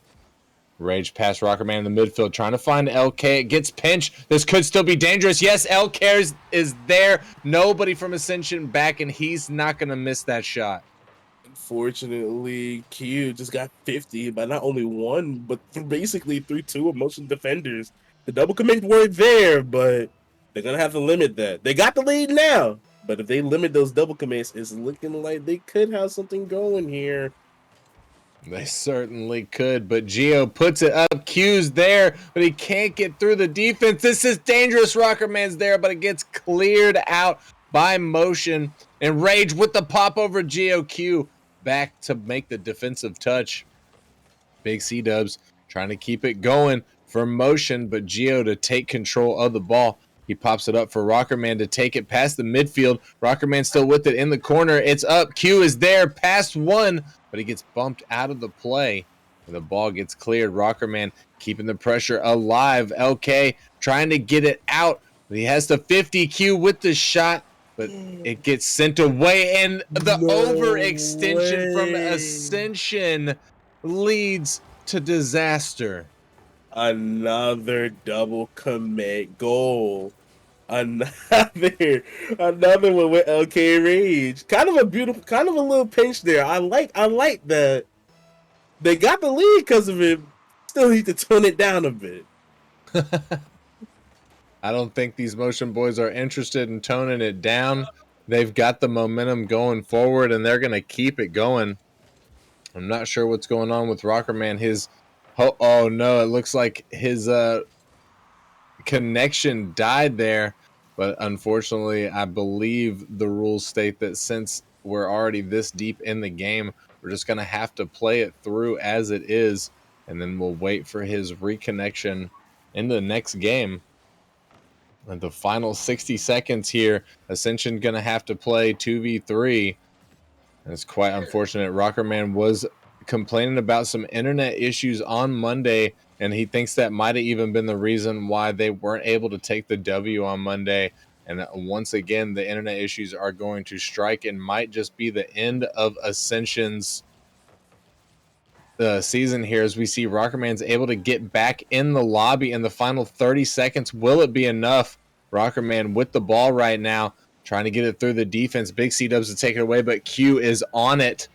LK sending it out. Q once again gets the pop, sending it all the way across. And Geo not able to read that ball. LK with the shot. Q making the stop the final 15 seconds here. And it's looking like Motion has all but put this one away. They just need to keep Ascension away from their half, and they'll be securing the win in game number 3, setting them up in match point position to send Ascension home. LK with the pop-up. Q off the backboard. Geo to send it all the way across and down. Motion getting the win here in game number 3, Miles. And that's a big win for them. That was a tough and rough tumble for Ascension. Honestly, and with the issue of Rocketman having the internet that he has right now, it's unfortunate. But this Ascension squad is just gonna have to learn how to play through it. Hope that it doesn't happen for the rest of this series. I have faith they're gonna come back because, let's be honest, the 2 times that that Motion has scored to keep their lead was off of double commits. Both times are off of double commits, but unfortunately off of Ascension being caught lacking out of their own half. So they just got to fix, essentially got to fix rotation. And if they can capitalize off of double commits that Motion has been doing for this game, but this game alone, they have a chance. They still have a chance to bring this back. It's slim, but the chance is there. Yeah, that's very true. I would say, Ascension definitely has the ability to make this comeback here. It's going to be tough for him. I think it might come down to whether or not Rockerman has a good signal. Obviously he didn't have a good signal in that one, but in game 2 he must have had a good signal because he was making a lot of really good plays. So we'll have to just see here. And it looks like, ladies and gentlemen, we've been asked for a server reset, so bear with us for a moment as we try and get this going again. I'm a little bit in the blind here, though. I'm because I don't really have anybody to tell me when the lobby's back up. I'm normally in a party, but I'm not in a party tonight. Yeah. but I guess I just try and I don't know if they're using the same. I hope they're using the same details. Oh no, this is gonna be bad. Okay, bear with me, ladies and gentlemen. Let me try and find what the match credentials are gonna be here. And then Miles, are we friends here on Steam? It should be. Yes. Are you Chara? Yes. All right, I'm gonna invite you to my party, so that way, whenever I do get these info, here we go. It looks like I got the info, same info. Well, I had joined up in the same info. I guess I joined up too fast. So let's see here, same info. Let's get this put in. Miles, you're in the party, so it should drag you in here with me. Yes, sir. Sorry about that, ladies and gentlemen. But we do got this lobby back up, so we just need the teams to join back up here. But yeah, moving forward, game number 4 now. In the Forbidden Temple, Miles, Ascension is down by 2 in the series. Motion sitting at that glorious match point. What do you think Ascension needs to do at this point to make this comeback? First of all, don't let their emotions get the best of them. Because if that emotional train wreck that they're going through right now starts kicking it up a notch and they start getting a little frustrated, a little too frustrated, a little angry, that can definitely hinder gameplay. I can definitely say so for myself, considering I'm a Titan player. What I say do is they need to fix positioning. That's all what Ascension needs to do. They need one back at least one. If they can play good defense, if they can have the defensive comeback that they need, because let's be honest, the last 2 goals that they gave up were off of unfortunate double commits that happened because the whole team was caught up. But I do think they have a chance at winning this. I have a hunch that they could come back and bring this to a game 5. They just got to get that defense going and cut this motion team down. I believe. And we'll have to see if your belief in them will be strong enough. And I fully agree with that assertion. You know, they really need to make sure that they have a third man back. A lot of what they were scored against was basically them coming up too far, getting caught out on the big clears, on the pinch clears and such like that. They're able to clean that up, clean up the defense a little bit, and hopefully Rockerman's internet will be stable and we won't have any disconnections. And yeah, I think that they have the ability to make the comeback too here. We'll just have to see if they can clutch up and close it out, or if Rage is going to clutch up as he starts going for the solo play there, but he's not going to get it past the defense. Once again, the defense remains strong. Gio with the flick to get the clear out. And Gio sends it down, but Rage to take it away from Motion. Rage off the sidewall. Can't get it through Q. Big C-Dubs with the pinch to send it all the way into Ascension's territory. And Big C-Dubs is still with it. Rockerman is there, though, to get the save. And Q trying to get the ball out, but he gets dunked. Big C-Dub's going to 50 with Rockerman in front of Ascension's net. And Gio pops it all the way up. And a little over 60 seconds gone so far, Miles. And we're seeing, I got to say, it looks like a completely different game so far. Nobody's scored yet, which is, I feel like every other game up to this point, there's been at least 1 goal within the first minute. Both teams are playing kind of safe, but on the same side, both teams are trying to put the aggression that they've had all series. As Rocketman was able to save that open net, they're trying to limit that aggression because they don't want to get caught out. They don't want to be the one to, kind of be blamed for in a way in their mind. But both teams are feeling this. I know they are. They're feeling the pressure. Yeah, and that's really smart of Ascension because, I mean, Motion is looking deadly right now. Motion has 3 shots on net. Rockerman has 3 saves. So Motion is basically 100% for their shooting. They're putting every single one of their shots on the net. They are in a deadly mode right now.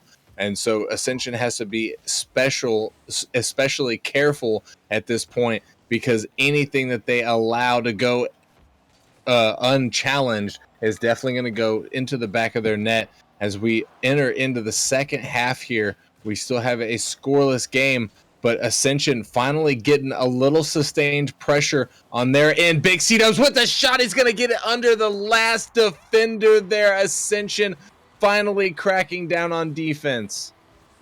LK lobbing it up off the sidebar there, giving it up for C-Dubs. C-Dubs being able to slide it in that little bitty corner that Rocketman was not able to get to, and they're able to take this goal 1-0 with 2:10 left on the clock.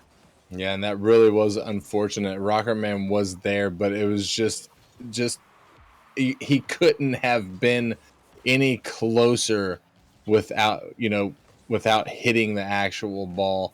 But perfect placement from the motion offense there to take the lead. And with under 2 minutes now,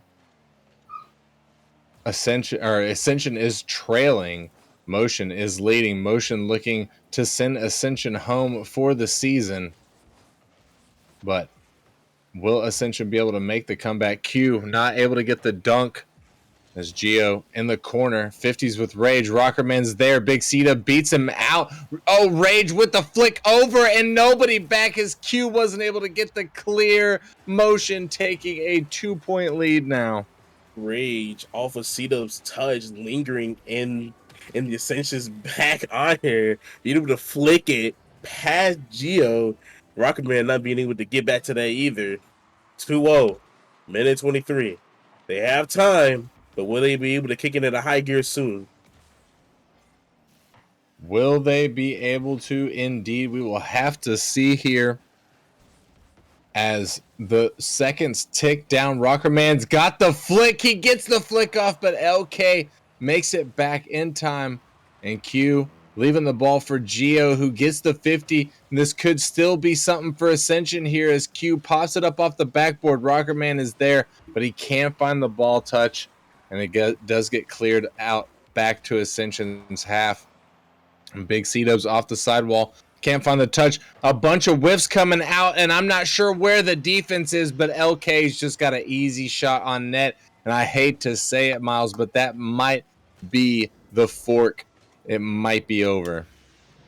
It just my unfortunate whiff from Rockerman there. Free save, but I guess he got caught off guard from the first miss that C-Dubs did, I guess. But they're down 3-0. 35 seconds left. The chance is slim. But Chances. I guess with Rocket Man disconnecting right there, as we just saw, it's not looking like it.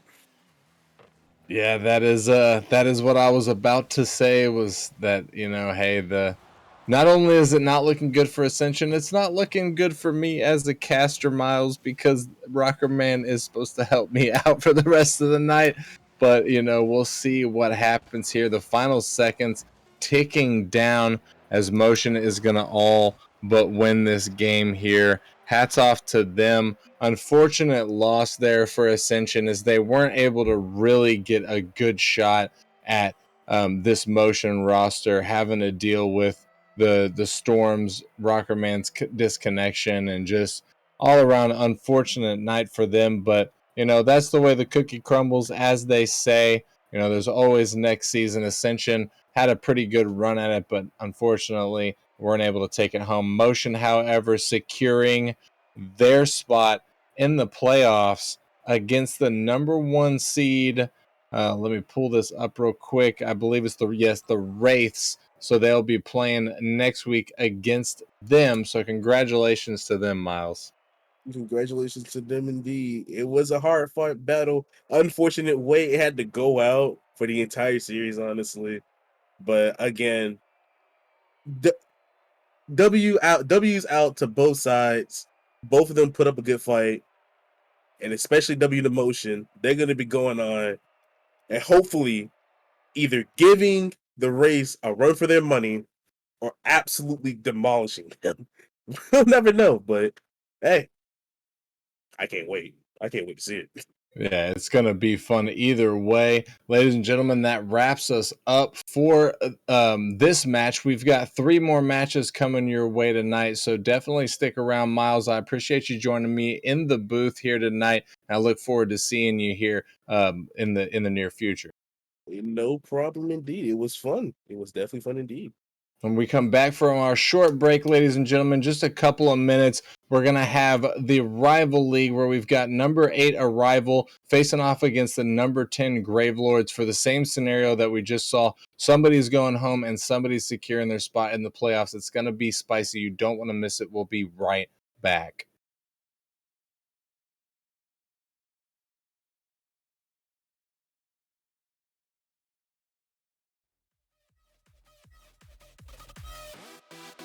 You got me burning up.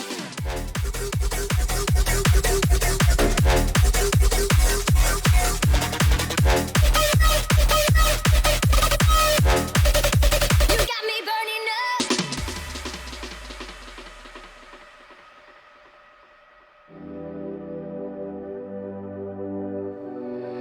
You got me burning up. You got me burning up. You got me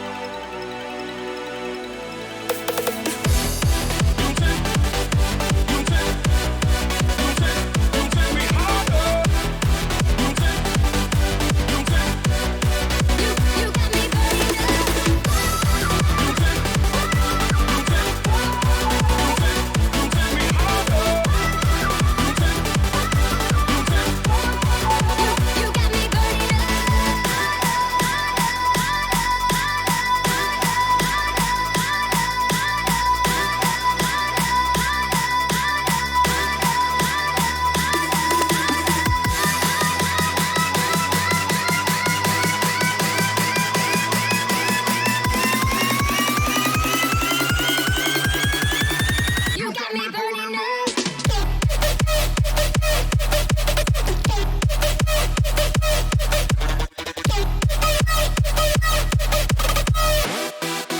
You got me burning up.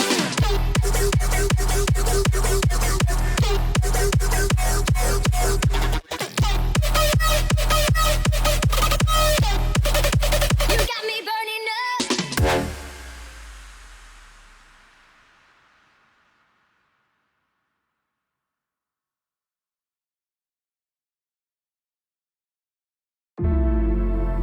Been down the darkest road. Didn't think I could get out. Now I just walk on through. The ghosts are all around.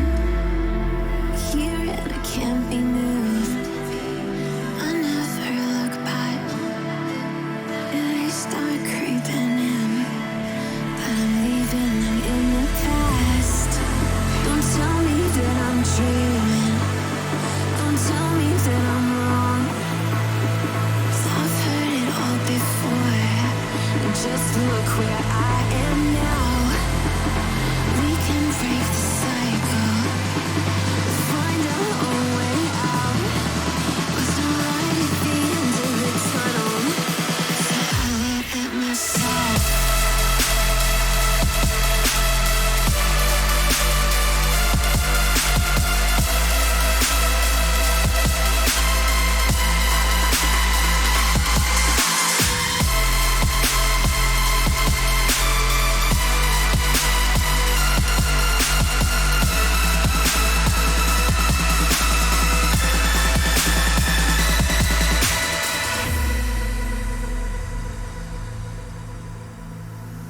The ghosts are all around.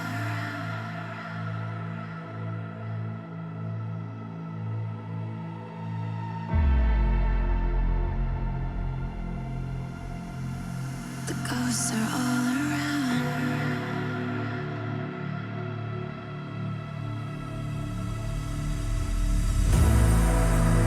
Been down the darkest road. I know that it's true. So throw your dirt at me and make it look brand new. They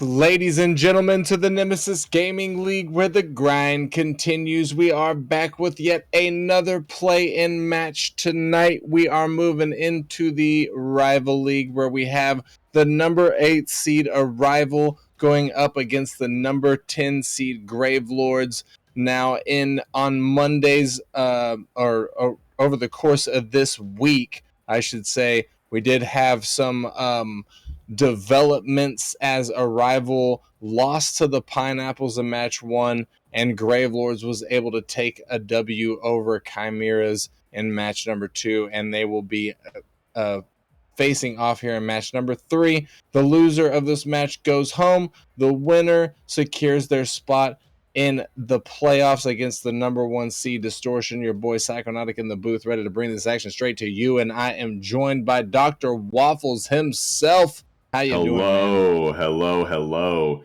Dr. Waffles with no camera today. May get that figured out later. I'm so sorry you guys don't get to see my beautiful face.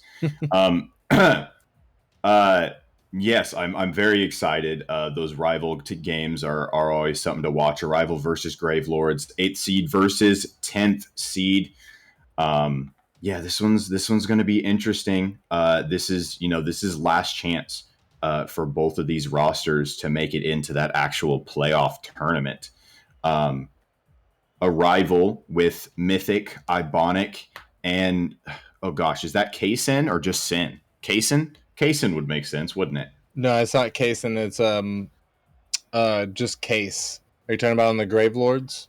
No, on Arrival. Oh, they got KSEN.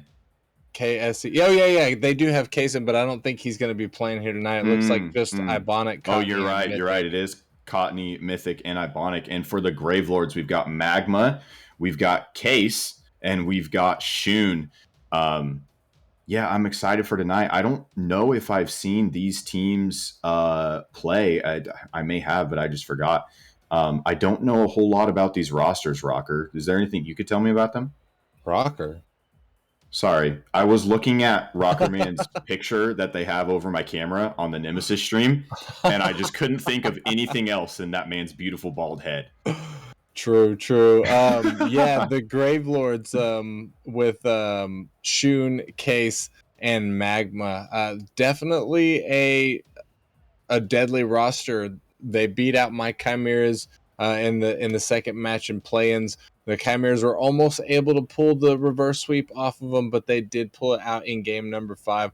And the Gravelords, they took the first 2 games. They're a really, really strong team. Case is super mechanical, super good first man. Magma is just all around a great player, been in the Nemesis League for a long time, and he can just do it all. He can shoot on the net, he can save on the net, he can just do all of the things that you need him to do. And Shun, I feel like, is the same way, just a really solid all-around guy. So allowing Case to sort of take that first man role and then having really 2 really solid backup players is what makes Gravelords really a deadly match. But Arrival is just like 3 really mechanical players in my opinion. So both of these teams are scary in their own right, Waffles. Oh, absolutely. I could only imagine. I actually do remember now seeing those Gravelords. I actually casted that match with you, the Gravelords playing against Chimeras. And yes, they do look pretty good. I think we do have all of our players in the lobby now, and we are a few minutes behind schedule. So I think we're going to go ahead and hop in here in just a second. So I think I'm going to give you my my prediction here. Hopefully, you didn't have anything else wonderful to say. No, I sure didn't. You know what? I think I'm just going to go straight for the fact that Gravelords beat your Chimeras. I think it's just one of those situations where they better get pretty far into this tournament. Otherwise, your team would have gone down for naught. So I'm going Gravelords here, just out of respect for your org, Rocker. I'm not Rocker Man. Gosh, why do I keep saying that? Psycho. I know who you are. Trust me. Yes, and I appreciate that. And I gotta agree with you there. You know, I think this Arrival team is really strong, Ooh. as Cottony just proves me right. He comes out of nowhere and just dunks the mess out of Case, starting things off for Arrival. And I was gonna say, you know, I think this Arrival roster is really really strong, but personally, I'm personally hoping for the Grave Lords to be able to make it through, so that way, you know, my Chimeras can say, "Hey, we lost to a championship team" or whatever. But they're not starting off great for me, Doctor Waffles. Not quite. Although that was either a unfortunate pinch or a very very calculated pitch coming out there from Cottony off the ceiling. Great play if he meant to. Great play indeed, and Mythic Oh with yet no. another dunk. We're starting to see a pattern here from Arrival. Another challenge, this time over in the corner. Mythic uh, challenges just a little late off that challenge from Case, and that one just flies right in. That's two really unfortunate goals right in a row um, for the Grave Lords. You know, from here on, you know, it's only a minute in. You still got plenty of time, but the the the mindset after that, it's going to be rough, Psycho, if you can't keep your composure here. Yeah, I agree. And looking like the mindset is going to just fall apart as Cotney takes advantage of a sleeping defense and gets the third goal for Arrival here. They're starting to run away with this, and it's just game one.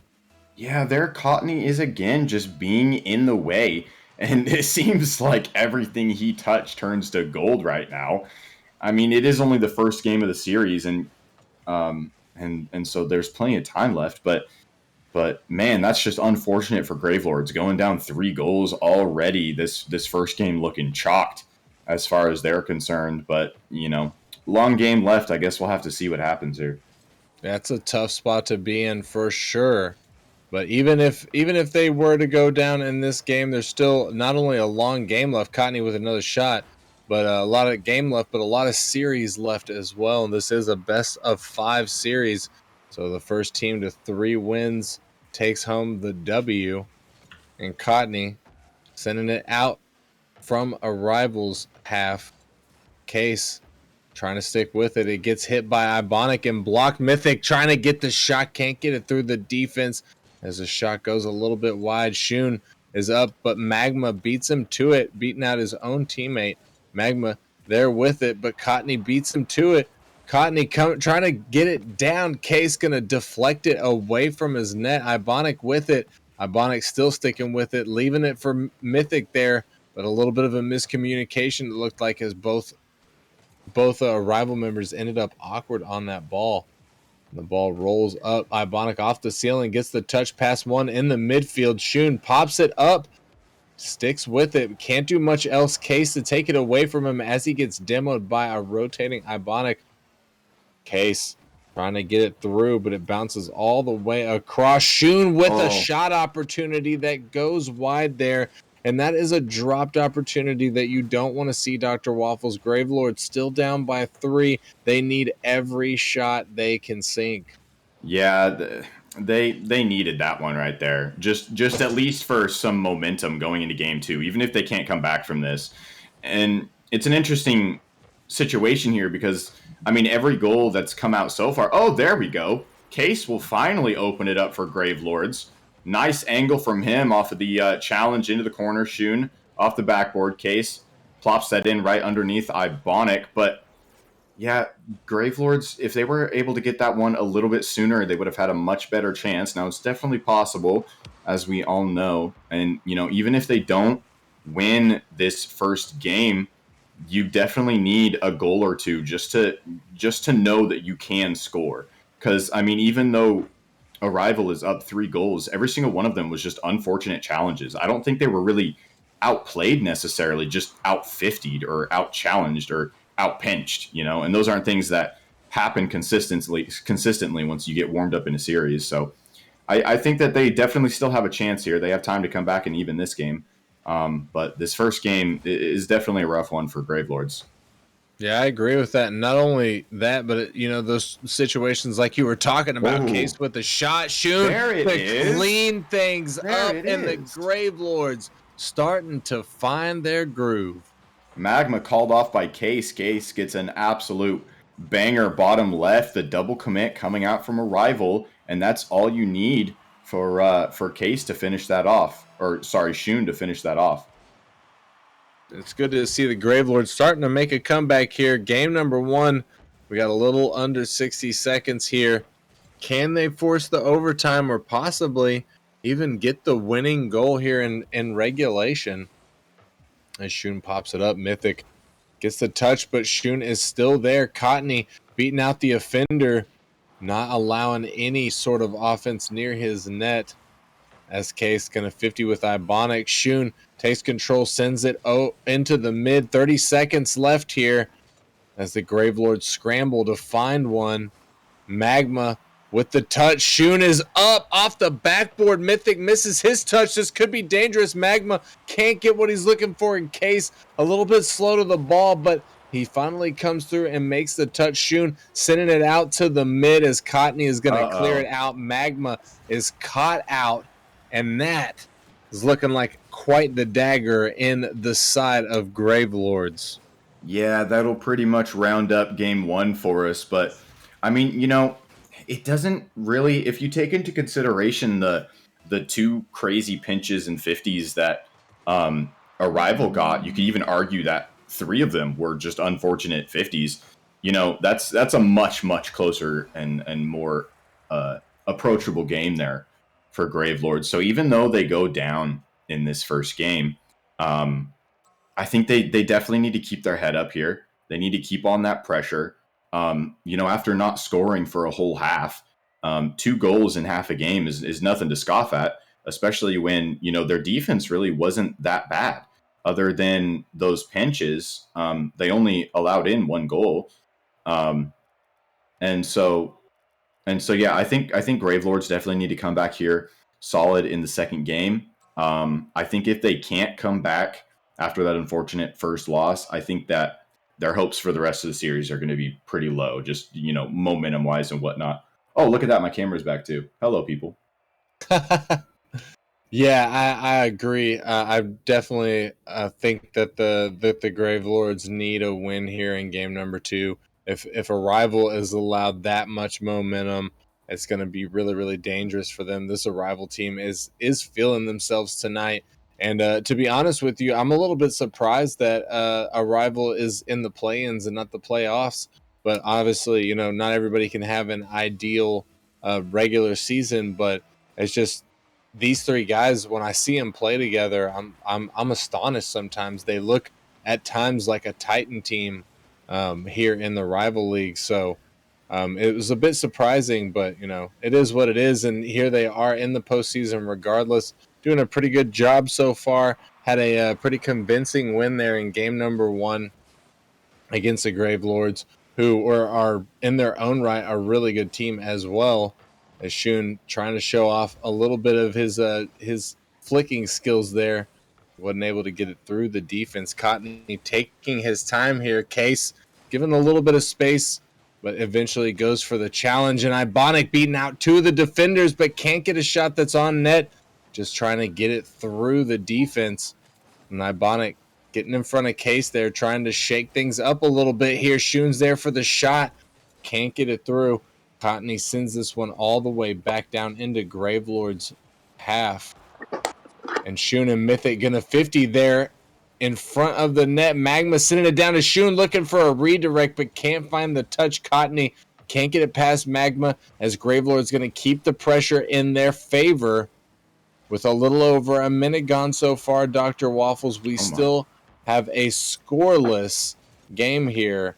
But it looks like the Gravelords are starting to be a little bit more alive as they are able to find the back of the net and get the lead over Arrival. Psycho, someone's got to start a caster curse counter for you. Because I mean, I swear, every single time we get together, I don't know if it's us, if it's our duo or what it is, but I mean, it's kind of ridiculous to be honest. But I do agree with you. Grave Lords definitely coming out in this second game looking a lot better. I was gonna say before they scored, even though there's no score, they're at least now they're competing. The ball's going back and forth. They're keeping up some offensive pressure. That was a great play out of Grave Lords there to put them up one, keeping the pressure on, playing the ball up in the air, which seems to be their strength already. Yeah, great play coming out from the Grave Lords in game two. This is what they needed. Will they be able to keep it up, or will a rival take the momentum back in their favor? As Mythic takes a shot, Magma gets the save. Magma with a second touch, but can't do much else with it. Case gonna clear this one across the midline as Mythic sends it all the way back, and Magma was there luckily to stop a shot that was on net. What a huge clear from a rival there. This Case gonna try and get control of the ball, but can't find it. Mythic sends it across. Ibonic taking control. Case in the midfield to take it from him. Case trying to get a little fancy with it, but Mythic stays strong defensively. And Ibonic to send it across. Mythic is there, misses the touch. And Magma going to take control. 50s with Cottony as it pinches in favor of a rival. Shun down to Magma, back to Shun. 50s with Ibonic. And this is just a little bit of some craziness going on here as this ball just ping pongs not only back and forth between the teams, but seemingly in between the teams. Ibonic with a huge bump right there, but nobody else from a rival was able to capitalize on that bump. Less than 2 minutes left on this clock here, Dr. Waffles, and Grave Lords still have this lead. I'm interested to see a rival come back from this case with a huge save and almost getting the caster curse again. Yeah, Grave Lords were in a very, very dangerous position a few seconds ago from the push on arrivals. I was swapping in between the Grave Lords players as they were trying to defend, and there was two of them on either 0 or 12 boost for most of that push. And I think the only one that had boost was Shun, but that was because he left goal to go get it. So that was very dangerous for Grave Lords. Very impressive that they were able to keep that out of there. They kept their cool even with 0 boost, not double committing. Yeah, Grave Lords are sticking it to them this time. Only 1 goal up, but they are definitely controlling the play here. Arrival with that one good offensive push, but honestly, that's the only one I remember. They may have had 1 or 2 other good offensive pushes, but Grave Lords are just shutting them down in midfield now. And if they can keep this up, they've got a good look at having the series in the bag already. They're looking good. They are certainly looking good, and they don't have a huge lead, but a lead nonetheless. Will they be able to keep it in the final 20 seconds here as Cottony is going to send one all the way down and on net. Magma getting the save for it. Magma leaving it for Shun. Shun trying to get the dunk on Ibonic as Ibonic scrambles to try and get the ball down. Mythic trying to clear the path for him. Cottony gets the 50. This could be something here as Magma sends it away, securing game number 2 win for the Grave Lords. Yes, the Grave Lords needed that badly. That first game, going down 3 just a couple minutes into the game was so unfortunate, and only one of those actually being a defensive mistake. So coming out of the second game, definitely an actual game this time. The intensity was up there. Great plays from both sides. Grave Lords though, holding up as Magma has the Savior Medal +1 and the MVP. Magma coming through for that Grave Lords defense. Yeah, at this point, it can go either way. Arrival did get that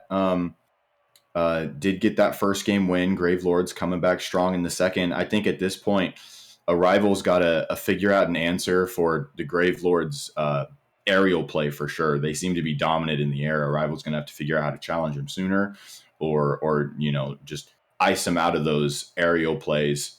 But Grave Lords are sticking it to him in the midfield. Arrival can hardly even get any offense going, Psycho. Yeah, that was a quite a different situation in game number 2 than what we saw in game number 1, and I have to be curious moving into game number 3 as we enter the Coliseum. Are we going to see a similar game from game 2, or are we going to see a game number 1? Which of these teams do you think, Dr. Waffles, if either of them have a clear advantage here? Um, I think I think it's up to Gravelords right now. I think that game 2, them taking game 2, was definitely not a mistake from Arrivals. They were playing good as well. They were playing pretty quick. I think it was more of a Gravelords getting all up in their face, not wanting that game one to happen again, just like there. Magma scoring off of that corner bounce, he plows that thing through Mythic, and Case attempting a bump on Ibonic. Ibonic was forced to jump early and couldn't get that save. Magma throws it off the corner to himself. You got to keep getting plays like that if you're Gravelords. Stay in their face. You've already learned that in game 2 it works, so you might as well keep doing it. It seems like they are very comfortable in that aspect, getting in their face, being aggressive, Psycho. Yeah, it's worked for him so far. We'll see if it continues to work for him as Magma's going to force to send that one back into his own corner. Shun's there with it, though, getting the carry over. Mythic with the pinch. This could be something dangerous. The double commit comes out, but it doesn't matter as Ibonic is able to come in and clean the play up for his team, securing a tie ball game. It seems like Gravelord's kryptonite is just insane pinches coming out from Arrival. I don't know what's going on. Every time Arrival gets a good pinch, a good challenge, it just goes straight into Gravelord's net. Great play from Arrival there. To be fair, Mythic heads up play to just pinch that off that sidewall because there was no one in the corner. And then you had 2 Arrival players beating the Gravelords back to their own goal line. So, I mean, good heads up play from Arrival, but Gravelord's just getting absolutely demolished by Arrival's pinches. Yes, most definitely. Magma out of the corner trying to get something going. Shun is still there with it, with a shot that didn't have the angle that it needed to have, but it still puts Arrival in quite the awkward situation here. Arrival scrambling to get out of their own half, and Shun there with it, sending it out to the mid, finding Case with a banger of a shot, but it's not going to be on target as Case sends it up. Mythic is there, gets the touch on it, but Shun to send it back to the mid. Case gets misses the boost, but still is able to get the touch on the ball. And Shun blocks the clear again. Magma there with it off the backboard. Cottony missing his touch. Case off the backboard as well, but Cottony there with it this time. Down to Ibonic, who clears it across the midline. He's going to 50 with Magma's. Mythic takes the shot. Case with the deflection. And Gravelord staying strong defensively so far. Ibonic trying to force it through. Magma with the 50 and Shun to clear it across. Gets the touch off of the sidewall. Trying to get this cleared out. Mythic down to Courtney. And oh my goodness, Arrival trying to make everything happen. Trying to pull out all the stops. But Gravelord's not letting them through. As Shun stays strong down to Case, who clears it across. And now Gravelords with the offense attempt here as Magma sends it off the backboard. A little over 2 minutes left here. Left on this as Cottony tries to go with the fake on Case, but Case not faked out. Remains strong and smart on the defensive line. And 2 minutes remain, Dr. Waffles. And we've got quite the game of back and forth here, and it's tied at 1. This is looking a lot like game 2 here, Psycho. And game 2 only being a 1-goal game. If this is actually how this series is going to go, it's going to be back and forth all the way to, to possibly a game 5, it looks like, from how close these is. I mean, there's really no telling from here on. Definitely this game 3 is very important, obviously, with the series being 1-1. Whoever wins this is now at game point, and they have a lot more room to breathe. I mean, there's not a whole lot you can say about this game in particular other than that these teams are fighting. They are fighting for every move they make. They are fighting for possession. They are fighting for these opportunities. All the shots and everything. They're pretty low. It's a midfield battle here. They can't even get any extended offensive pushes. So it's gonna take. Ooh, Oh, that was almost what I was about to say. It's gonna take some crazy play from one of these players. I'm assuming some sort of solo play is going to start coming out because the team play just seems to be shut down by the other rosters. So hopefully we can see a good play here as we've only got 30 seconds left, Psycho. So I'll throw it back to you. yeah. Hopefully, in these final 30 seconds, we do see something come out. If not, we will move into overtime, where eventually a goal is going to come out, and we can only hope that it's something sweet and steezy and doesn't come off of a weird pinch or whatever. As Case going to pinch it there and try and clean it up as well, but it's going to get hit over him. Shun with the shot, but it's going to go wide and get knocked away by Ibonic. Shun with the 50 on Mythic in the midfield. Oh. Magma's there, but he shanks his shot. There's the final second. The ball is still up, but Contney's going to put that down, and we have an overtime in game number 3 here in the Coliseum between Arrival and Gravelords. Which of these teams is going to be able to come out victorious and move into game 4 with a match point situation? This Case is going to come off the backboard. Cotney sends it down. Magma sends it back. Ibonic to send it back. Ping pong between these two teams. This entire game 3 has been a battle in the midfield, and it doesn't seem to be changing here in overtime as Magma is going to 50 with Ibonic. Mythic off the backboard. No, Shun going to stop it from hitting the backboard, but Mythic still takes it away from him and is able to get it sent to the mid. Mythic, again, just keeping the pressure in favor of Arrival as Ibonic 50s with a defender trying to clear the ball out, and that was a dangerous miss from Ibonic in the corner. Magma 50s in the midfield as it gets sent away, and we are 60 seconds into this overtime now, Dr. Waffles. And oh my goodness, Shun with a huge shot. Oh my gosh. Case putting it up. I was just about to say neither of these teams have a clear advantage to me, but then that Gravelord's push just came out. Yeah, I think this is a tough one for both teams. This is one of those really taxing games. After this one, the winner of this game is definitely going to have the momentum going into game 4. After not scoring for this long, you get 2 early goals in the game, and now you're going into a couple minutes of overtime as well. The play has been fast. The play has been aggressive. There have been several close calls. This is a very mentally taxing game here for both rosters. So, I mean, there's really no telling, though, Psycho. Okay. All right. Anyway, there's really no telling here. I can't decide if one team has the advantage or not. I really don't see.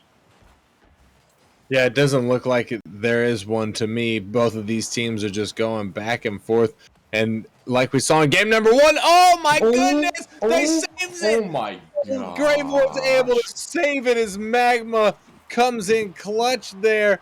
Arrival with the dropped opportunity. And 2.5 minutes into this, and both of these teams are just being wore down second by second that goes by here. Shun out of the corner, and he's going to pinch with Cotney, and Cotney going to stick with the ball. Magma to take it away from him, but Cotney regains control. Ibonic flicks it off the top of Cotney's car. Shun down there with it, has to 50 with Mythic. Case going to take control off the sidewall. Case 50s with Cotney.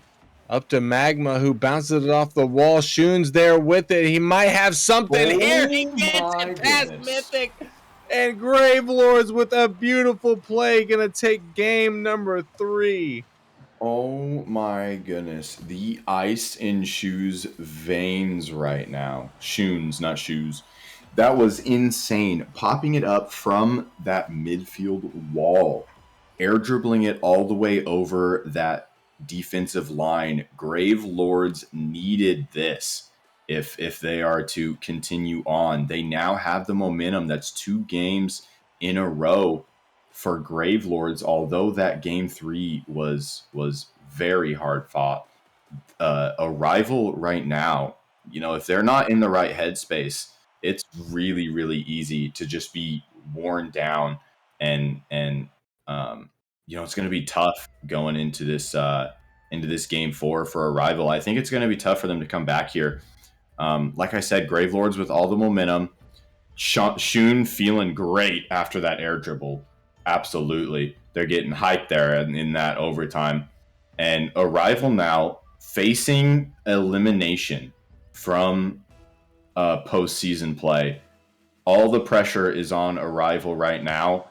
The gameplay is looking good from Gravelords. I'm not seeing a whole lot of mistakes. So if Gravelords can keep this up and just kind of hope that Arrival are kind of worn down here, there's a good chance. But as I say that, Ibonic comes out swinging, aggressive. Case mistouch. Cottony pops it off the back wall, and Ibonic is there, puts it behind both defenders. What a shot from Ibonic. Maybe I was wrong.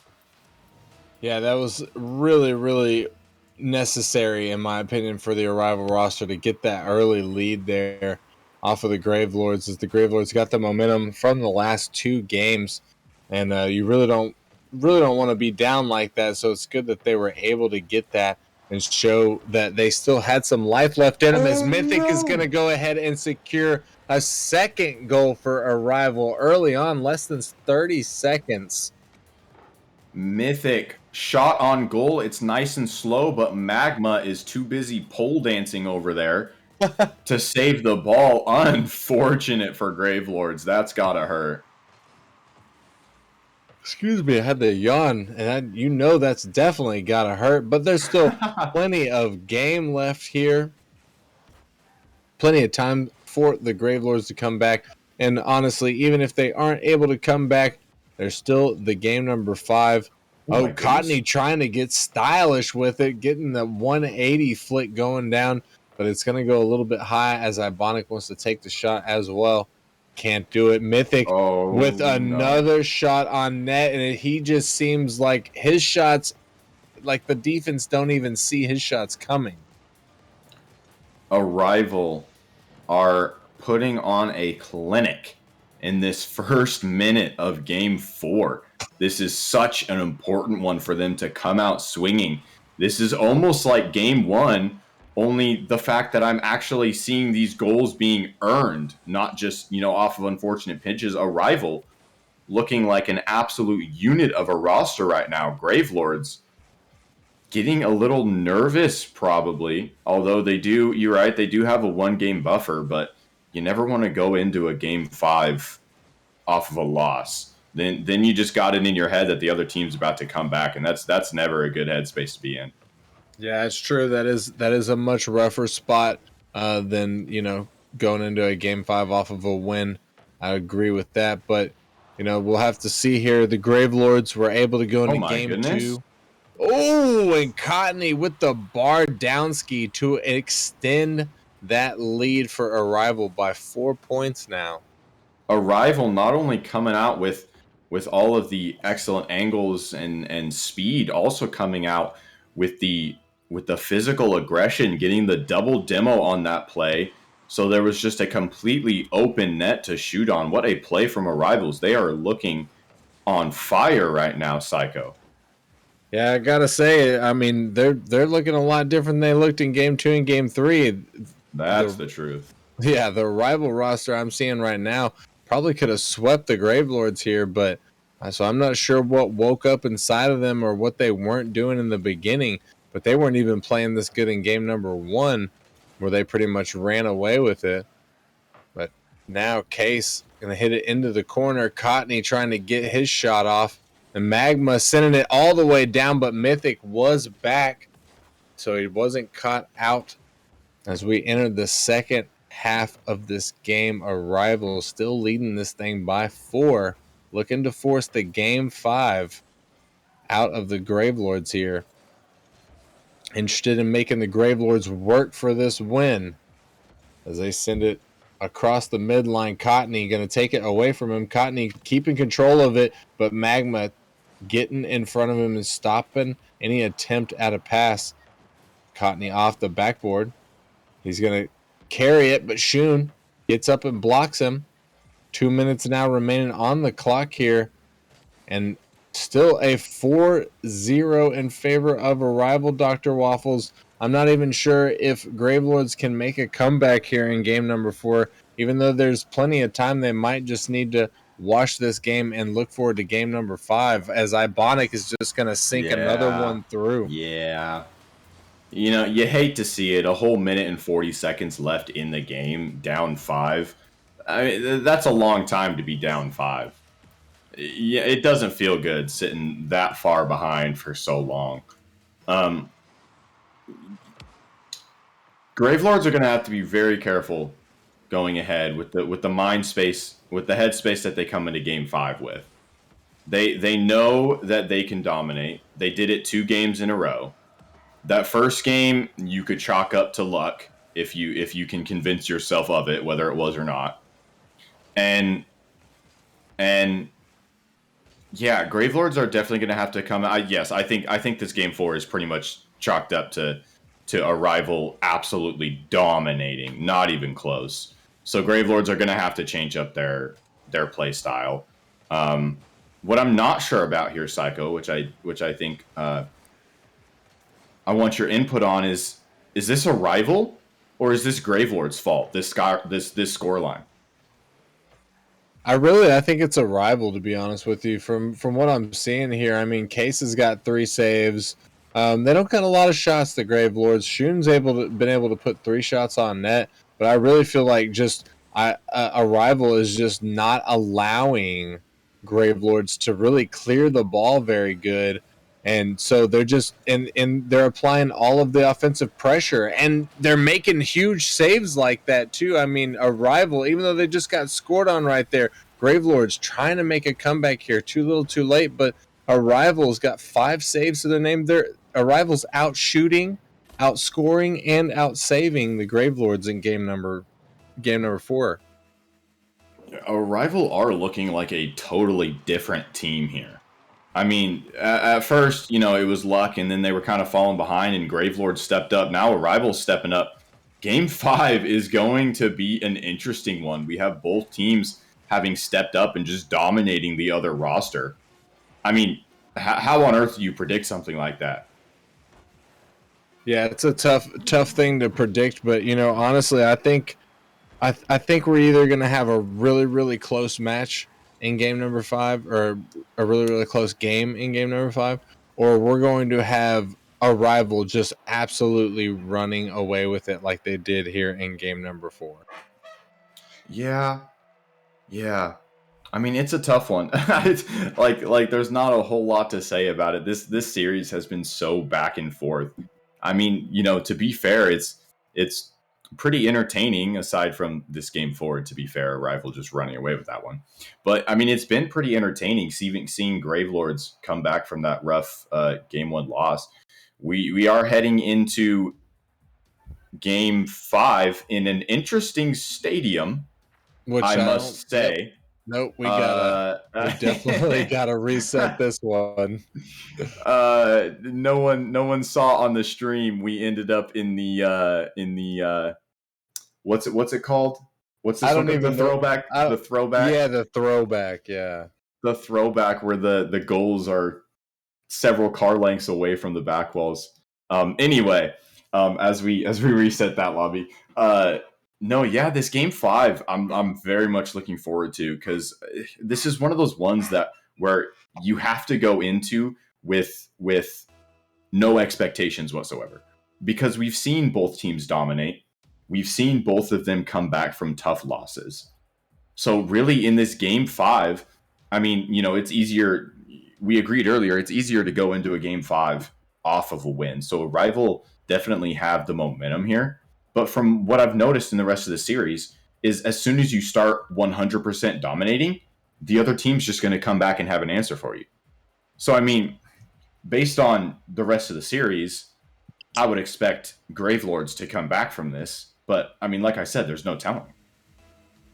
Yeah, and I mean, they were able to come off of a loss in game number 2 and pick up the win. So They definitely have the ability to do that. But will they be able to do it here in game number 5? This is for all the marbles, ladies and gentlemen, as we step onto, or not we, but these 6 players step onto the pitch here at Champions Field. One of these teams' seasons ends in this next 5 minutes, and the other team moves on to play against Distortion next week, and it's looking like it might be a rival as Mythic starts things off in the first 30 seconds. Mythic going absolutely crazy, double tapping it to himself off the wall, off the corner, and then follows it up himself off of a demo. What a play coming out from Arrival in the first 30 seconds. Arrival coming out hot already. Oh no, and that's goal number 2. Is this going to be like a game 4 cycle? What is going on? Yeah, I mean, I hate to say it, but I think it's going to be like a game number 4 here. When a rival gets that early lead like that, they seem to run away with it, and barely 30 seconds gone by, they've already got 2, and now Gravelord's having to play on their heels, having to play from behind, which they haven't had a great track record of doing so far in this series or even in the postseason. Oh, As sorry. Cotney, no, you're fine. As Cotney tries to get another shot there on the net, Magma trying to do everything that he can to keep the ball away from his net. A little pass play with Case there. His Case is going to pinch it off of the back wall, but he can't get it to go in a way that's helpful for his team. As Case is going to take a long shot, but can't beat out Mythic. And that was an opportunity there for the Gravelords. And another opportunity here as Shun trying to clear the way for a Magma, going to clean it up as Case's shot gets lightly deflected. There is what Gravelords needed. The attempted bump from Shun. Case dribbling that up, getting the 50 right in front of the goal, setting Magma up for that pretty easy shot. That's what Gravelords need right there. Only a minute and a half into the game. It's a game again. Only down 1. This is definitely possible now. Yes, it certainly is, and it's still in the first half. So we'll see if the Gravelords are able to pick up the pieces. Shun getting a piece of that ball, but not able to get a great shot. And Cotney going to put it away. Mythic trying to get the offensive roll going. And Ibonic gets in front of that one. Ibonic sending it into his own corner. And he's going to stick with it. He 50s with Shun. Mythic trying to get the clear. And Mythic going for the demo. Gets the demo, but Shun is still able to get the save on that ball. And Shun really, really strong on the defensive line. Case with the shot that's going to go a little bit too high there as we walk closer and closer to the halfway point here in game number 5. Arrival versus the Gravelords. Arrival up by 1 at this point, but Dr. Waffles, I think it's very much possible for the Gravelords to come back here. It's just a matter of time. Yeah, we've already seen that Gravelords can control this Arrival roster. My only concern was the headspace that they were in at the time, losing a game so badly after already being in match point, going into game 5 after losing by 4 or 5 goals. That's a tough one to come back from. It's really about headspace after that point, keeping your consistent gameplay. Because after you go down that far, your gameplay changes. You don't really care that much. You're just trying to get a goal or 2 to head into the next game. But okay, never mind. So I was really worried about Gravelord's headspace here, but after that one play, Magma putting it in, it's having that deficit. Gravelords definitely are coming back. They're in the right headspace here. They understand this is our last chance on the season, right? After this, they're done for the season. So they knew they needed to make a play, and they did. We'll see if they can do it again. Yeah, they're running out of time to do it again as we reach the 60-second mark here. Shun with the 50, but can't get it through. Mythic and Oh. nobody back. Mythic's save is going to turn into a counter attack, and a rival now lead by 2. This just turned very sour for Gravelords. All 3 of them were over in that corner. I don't remember who it was went for that challenge, but bumped his own teammate. No one could get back. That is so unfortunate for Gravelords. They've got to get a goal like right now if they're going to be able to beat out this Arrival defense twice in the next 45 seconds. Yeah, I agree with that. They need something now, or they're not going to be able to make it through. As they are trying, the ball is in the midfield. Shun is there with it. Cottony is going to make the save there, picking up the savior medal and keeping the lead in favor of a rival. Ibonic a little bit awkward with the ball, but he's able to beat Case to it on the sidewall.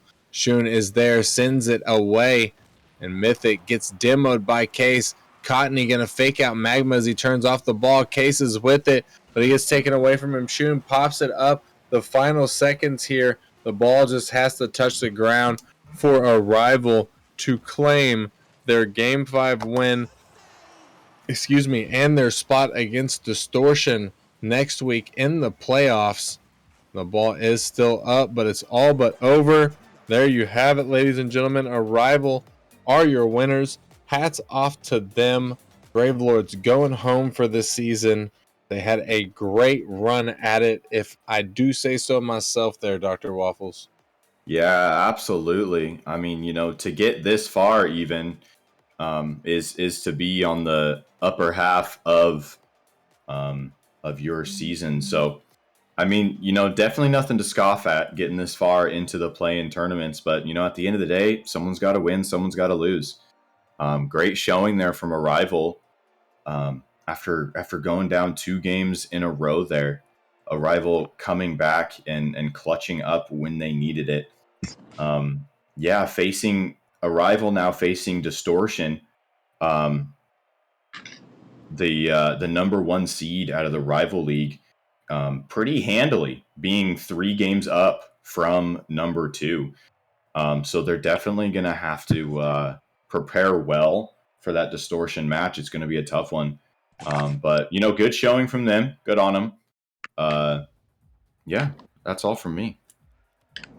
Yeah, it certainly was a good one, but that is going to wrap it up for us, ladies and gentlemen. And we are a little bit behind here, so we are going to take a very, very short break before we get back to our next match where we go into the Titan League. We'll see Venganza, who had to take the forfeit loss on Monday, going up against Nebula, who took the loss from Blizzard. And I think that's going to be a really, really good one. The winner of that one will be moving on to their playoff position as well. Dr. Waffles, thank you for joining me in the booth here, but we have to get to break real quick, and we can get back as soon as possible. Yes, sir.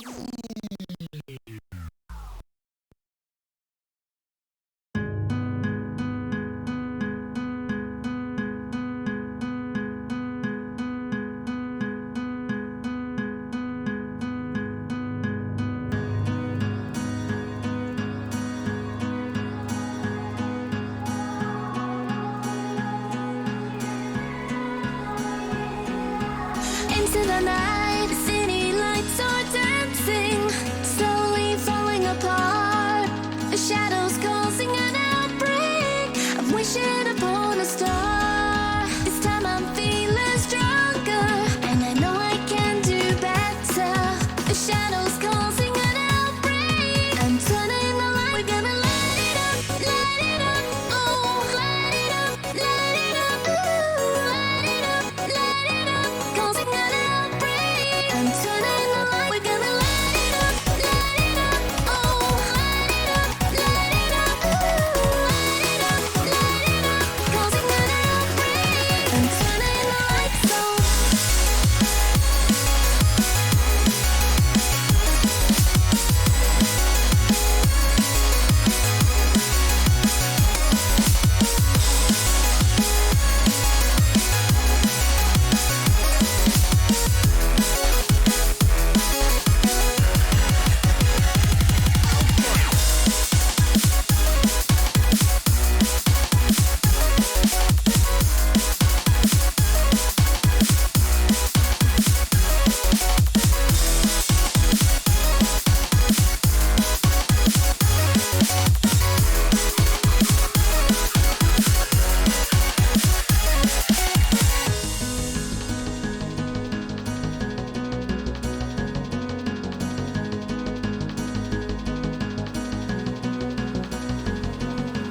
Open your eyes and see the people chanting, slowly falling apart.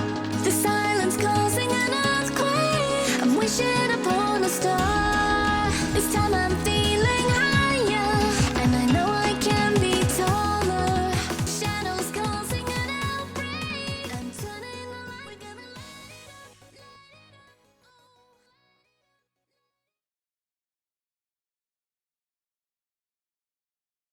Left me in this mess, I'm falling. Never know.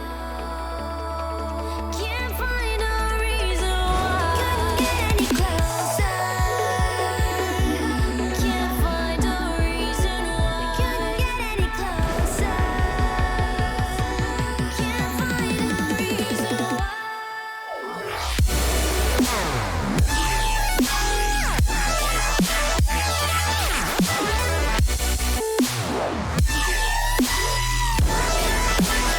We couldn't get any closer.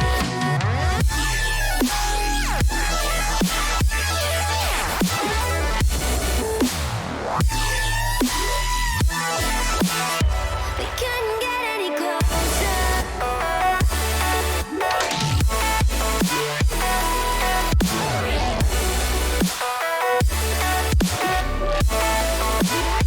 We couldn't get any closer.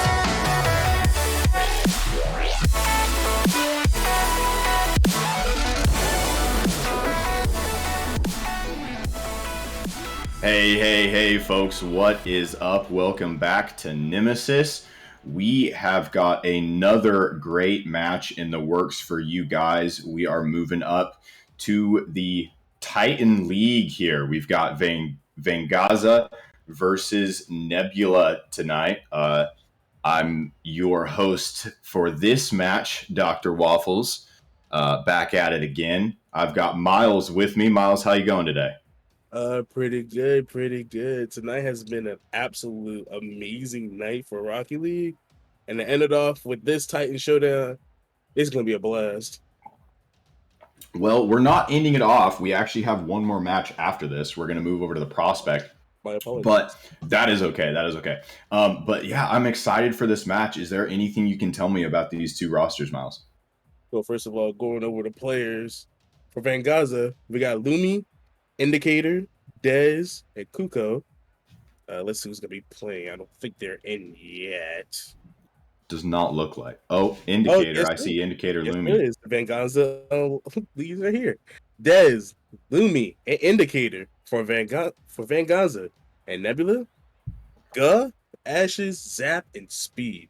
Both teams, both amazing teams from when I played them.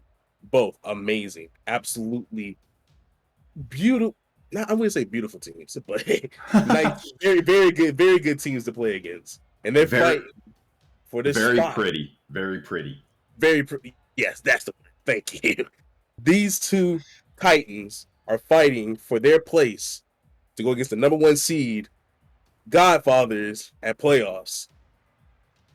Absolutely. An important match for tonight as the loser goes home. Well, let's not waste much time here. Oh, we actually got one of the players asking for a second before we join in, but we are pretty far behind schedule here, so we're going to try to join in as fast as we can. In the meantime, Miles, what's your idea here for a prediction? What you got?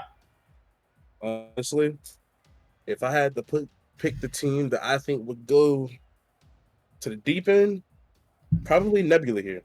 Probably Mhm. Nebula here for real. Vengaza, I face both teams.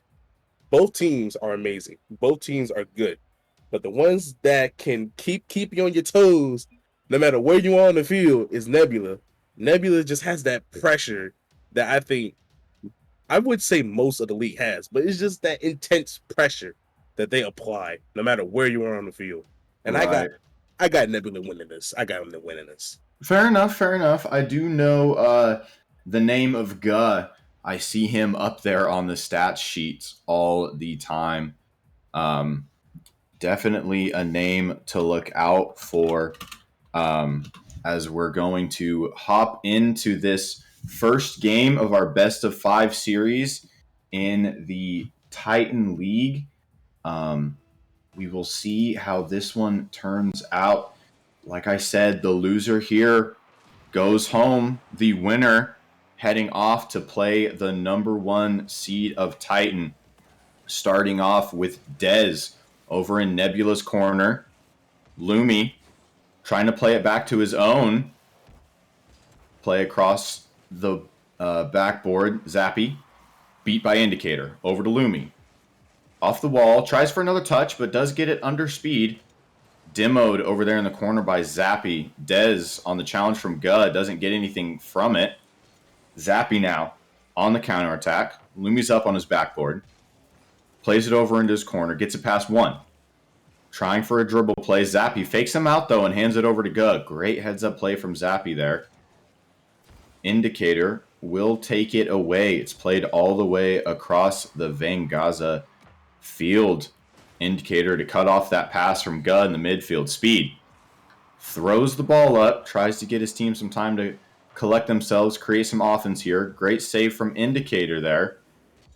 We have already passed a minute into this first game, and basically nothing has happened yet. Miles, well, excuse me. I'm sorry for saying anything. Dez, what a shot. What a shot indeed. Good spot for an Indicator. This spot Dez just waiting on the opposite side and a beautiful slot in the middle of the net, taking the first goal of the game. Absolute dagger coming out from Vengaza right off the bat in this first game. Zappy now attempting a play of his own, but he can't get it through Indicator in the air. Indicator with no boost gets beaten out by Speed, but it's just handed over to Lumi. Handed back to Nebula here. Go with the reset. Tries to get it through on the corner. Zappy does as well, but those both are shut down. Dez has some free time here. Guh can't challenge. Dez still on it. Lumi tried to attempt a air dribble play there, but couldn't get anything. Vengaza opting to kind of leave that one alone. Guh with the fantastic toss off the ceiling. Go ahead, Miles. I lost my words.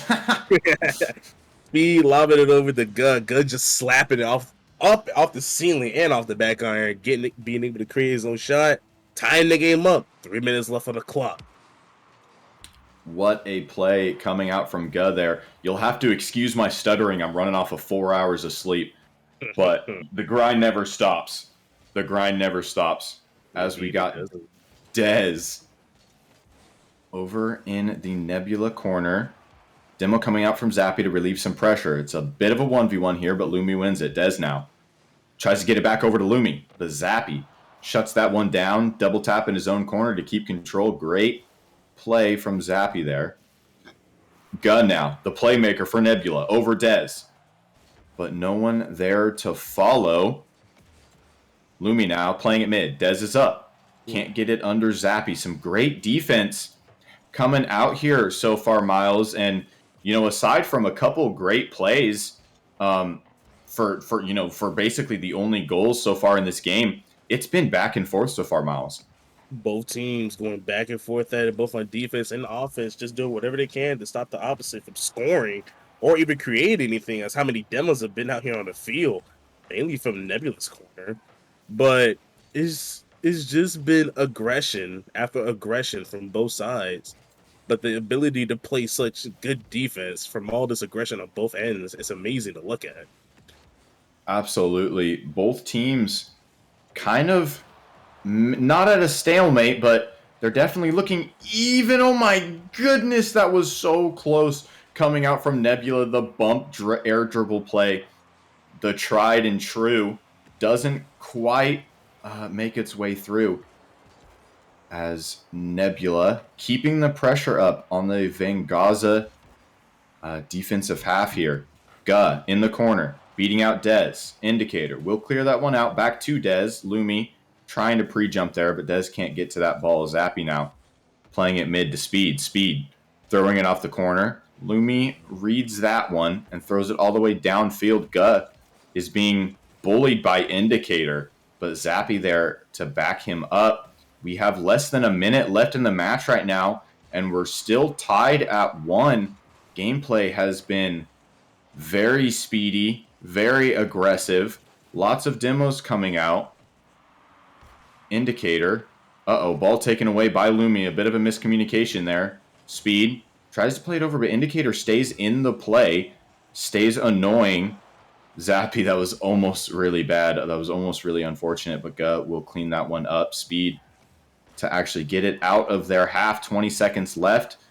Nebula on the offensive push. Zappy off his left wall. Gets a flip over Indicator, but Lumi will put that one across the goal. Gud now, with 7 seconds left, needs to control this, get it out of his half. Push to overtime if he can. That one doesn't fall yet. It's popped up on the Vengaza half, but Lumi, big clear. No one was back, but it doesn't matter because the time reached 0 into overtime. We go for this game 1, Miles. What a game so far. What do you think? What a game indeed. It's just a lot of good pressure from both sides. Neither giving up, neither willing to let it go. They're just, both sides are just doing the best they can to prevent anything. They have to get creative with these plays. Both sides, honestly. Because both sides' defense is just amazing to look at. Absolutely. So many saves coming out from both teams. That one was dangerous as Zappy makes a slow play and Good just sits back, trusting his teammate. Now Nebula had a chance at a push, but their first player with no boost. Vengaza with a little bit of room. Dez pops it over one. Lumi's on the wall. Back to Dez. Dez has a free goal to shoot on, and he will put that one away. The good lob off the wall, the 1-2-1 play, honestly. Dez up to Lumi, Lumi off the wall, back to Dez. That open area, just so crucial to cover. But it's looked like Nebula wasn't able to cover that. And Vengaza's going to take game 1. Classic play from Vengaza there, looking more like a basketball team rather than a Rocket League team, going 1-2-1 for an open net shot there to put Vengaza up by 1 in this first game. And man, this was a close one, Miles. It was, both teams just grinding at the teeth to get that go-ahead goal. It was so close, both teams scoring right at the beginning. Are there any changes you think need to be made here? Or do you think Vengaza just kind of had a good play there at the end and kind of got fortunate? Yeah, Vengaza did have a good play there. Both, like I said, both teams aren't letting up. Both teams are doing what they can to prevent the other from being able to score. And with these kind of high level teams, you got to get a little creative and try to create some sort of play that could throw off the opposite team here. And honestly, it's gonna be to whoever who does the craziest out here. Honestly, Absolutely. Vengaza making a great heads up passing play to win in overtime on that game one. Heading into game two now of our Titan best of five, Nebula are going to have to find an answer, an absolute nail biter for game one as Guh coming out swinging, setting himself up for the double tap off the ceiling. Honestly, that was kind of ridiculous. Didn't work out for him though. Dez pops it way up for Lumi. Lumi does make a touch, but no boost. Can't challenge Guh on the backboard. Guh accidentally hands it over to Indicator, but Zappy beats him to that challenge and gets another touch into the corner. Dez into Nebula's half. Lumi pops it up over one, but Indicator double committed, so there's no one to take the shot. Zappy now up to Guh. Guh with the redirect. What a play. Oh my goodness. good forward push of the defensive trust there from Guh. Zappy spotting that open lane from Guh there, and Guh's just gonna be able to slot it over Dez. Dez had a lot. He could have done something better, but unfortunately, he was kind of caught off guard there, and they only gave up the first goal.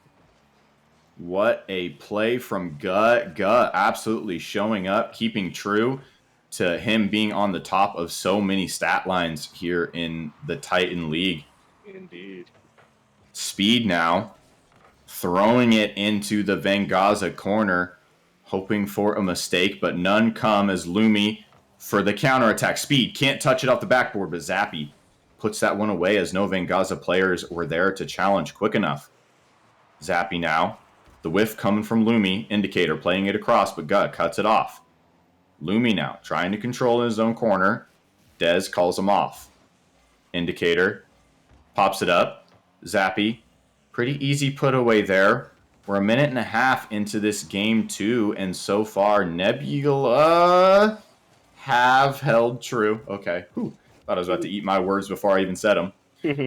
Nebula's defense has held true. Lumi almost with the double tap, setting Dez up for the shot, but Guh, great challenge there to put that one away. Guh with the shot as well, saved by Indicator. Already this gameplay is back and forth so quick and so aggressive. This is really dangerous here in front of the Nebula's goal. Guh trying to put it away, but Lumi getting in the way.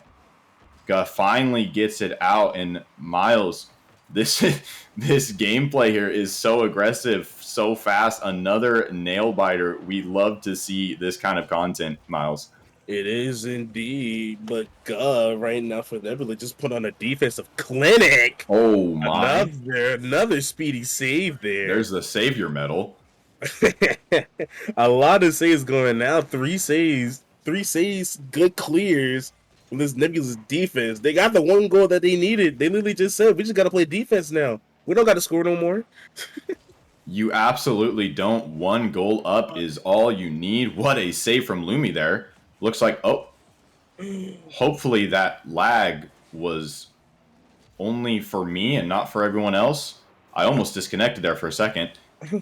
Speed. Oh, with the shot following Guh's reset, put away by Indicator.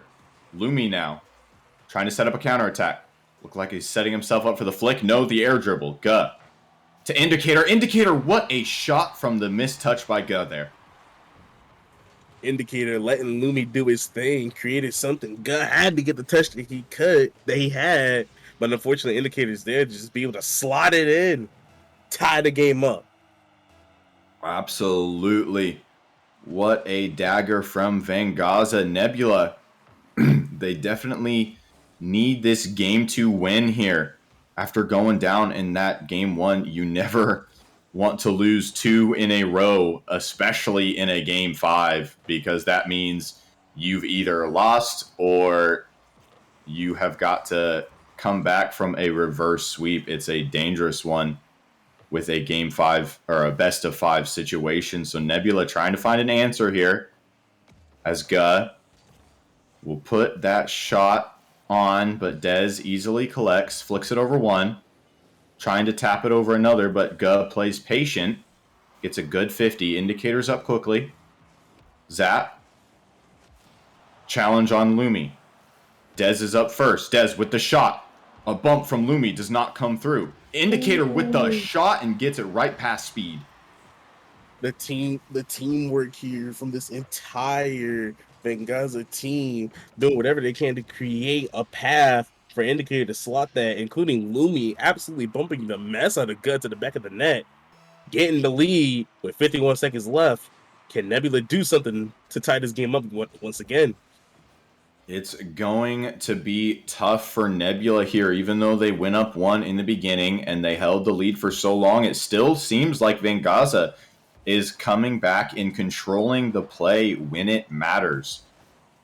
That first goal getting Nebula some confidence, but it doesn't seem to have done much as we've heading into the last 20 seconds here. Nebula is going to have to find an answer very quickly as Gut off the ceiling.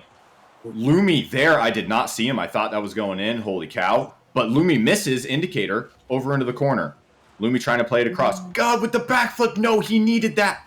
Only a few seconds left. Zippy's got to get this mid, and he does. Dez pops it up. Oh, no. Pops it right off of Zappy, and it pinches all the way across the field, and the challenge on the ceiling puts that down. Vengaza, the ball was down. Vengaza is up by 2 games now, Miles. You hate to see those kind of clears, honestly, in the last second situation. You hate to see it, but they can't do nothing about it. But now, Vengaza 2-0. They can end it here, or Nebula can make a fat comeback right here. Gut is just putting on the defensive clinic, but it's like it's only him most of the time. Yeah. This Nebula team got to try to not really, I'm going to say put more effort on defense, but more of try to actually help out as well, being there as well instead of just Gut being on defense most of the time. Yeah, absolutely. Guh, definitely the carry here with a whopping 7 saves. Oh my goodness, for Guh, and 5 shots. And the only goal for Nebula. Guh is off the charts today, but it doesn't seem to be working, Miles. They're gonna have to figure something else out. Even on that one good play from Nebula, if Guh can make a good solo play here and there, that's totally fine, but it doesn't matter if Vengaza are just running the game otherwise, which is exactly what they seem to be doing. They're controlling the ball, they're controlling the pace, and Nebula basically can't do anything unless Gus says so.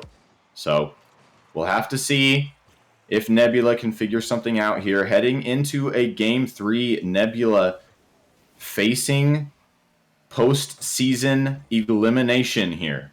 Lumi now with the attempted pop. Doesn't get it. Go with the challenge. Speed. Can't get a touch. Zappy to follow. Beaten out by Dez. Speed is up in the corner. Indicator. Nice pinch off the corner there to get it back mid, but Lumi can't get a shot on Guh. Attempts the pass over to Speed, but Lumi will put that one away. We're back into the Nebula corner. Put away by Guh for now. Over to Speed. Speed trying to play it back over to Guh. Indicator is going to cut that one off. Guh playing it mid, but no one there to take the shot. Speed demoed by Dez. Guh almost puts a shot on, but Zappy will actually finish that one off for him. That's what we like to see this Nebula team do. Zappy being able to catch Dez in the most awkward spot, putting it in the far right post to getting their first goal. And they needed this kind of offense, and they're going to need to keep it going for the rest of this game and hopefully the rest of the series. Absolutely. It's all or nothing anymore for Nebula. That was actually a good team play there. Guh providing the pressure and Zappy there to finish it off. It wasn't just Guh doing everything. So maybe they have figured out a way to play more as a team here in this Game 3. And for their sakes, I hope they have, as Lumi in the midfield beats Speed on the challenge. Guh on the backboard to control. He plays this out. Goes for the air dribble. Has the reset, but can't do anything with it. Does get it under indicator though. Zappy now trying to play it mid, shut down by Lumi. Speed pinched on indicator. Vengaza have the pressure now. Lumi keeping it on from the challenge from Zappy across the goal. Nothing has come of it yet. It's not dangerous yet. Miles, it seems like Nebula has kind of changed their gameplay here. Good Lord, I shouldn't have said something. Go ahead. Oh my. Unfortunately, all of Nebula getting caught out, get all in their half, and almost all in the same corner. It's gonna be Dez just gonna walk it in and tie it up. And continuing on what you said, Nebula, they have the aggression that they need. They just need to be able to capitalize on it and create more with it. Yeah, they definitely they came out into this third game playing more as a team. It appeared to be, but that time they were playing a little bit too much as a team as they were all up on offense and no one was back. But those mistakes happen when you're this far behind and you've basically got to give it everything you've got. You're not really thinking about all the specifics. You're just thinking we need to score right now and we need to keep scoring. So maybe they will come back from that one if they can keep the offensive pressure that they've had for the first half of the game. Speed now playing it across his own goal over indicator. Guz there to follow. Just picked up the 100, but he can't do anything with it yet. Lumi up to Dez.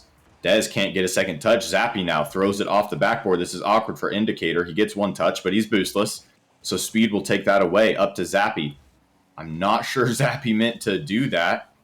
So Vengaza will get their offensive pressure back. Gut attempting a clear, has his reset, gets it over one. Indicator there to back up Dez. Speed, trying to get it out of his corner. Air dribble, across the field, challenged by Lumi. Guh now versus Indicator. Indicator will get the big stick on that altercation. In the midfield, Dez versus Zappy. Guh playing it up. Zappy with the redirect, can't get anything, but does pitch it back over to Guh. God, that was so close coming out from Guh, Miles, and I mean the offensive pressure now coming out from Nebula. They're actually making plays. They're creating some offense here. I mean, they definitely have a chance here. They're giving it all they're got. Oh, like okay, I thought I was about to eat my words again. I really need to stop like saying things just in general. Every time I do, something bad almost happens. Miles, Nebula, they have the opportunities here, but it still just kind of looks like even when they are playing well, Vengaza are just controlling the play anyway. Do you think Nebula are just outclassed here today? It's not being outclassed. It's more of just being in the wrong place at the wrong time. Oh, there we go. But God creating the play to put them back in it and to gain the lead. Beautiful dribble play past the entire team and being able to secure it himself. That's what this Nebula team needed. Can they hold this? 30 seconds. Can they hold 30 it? seconds to hold this 1-goal lead earned by Gug. Great dribble play. They need to hold this off if they're going to keep their postseason chances alive, and they only have 15 seconds needed to hold it. Indicator over Speed. Zappy with the clear past Lumi. This buys them a bunch of time. Vengaza has to score right now. Dez with the mistouch. No boost to follow. Lumi playing it across the field. Challenges early. Nothing coming of that. Vengaza. Ooh, that'll drop to the floor. And Nebula getting a game in this series. What an important win for Nebula. This gives them some momentum heading into game 4. Vengaza still in in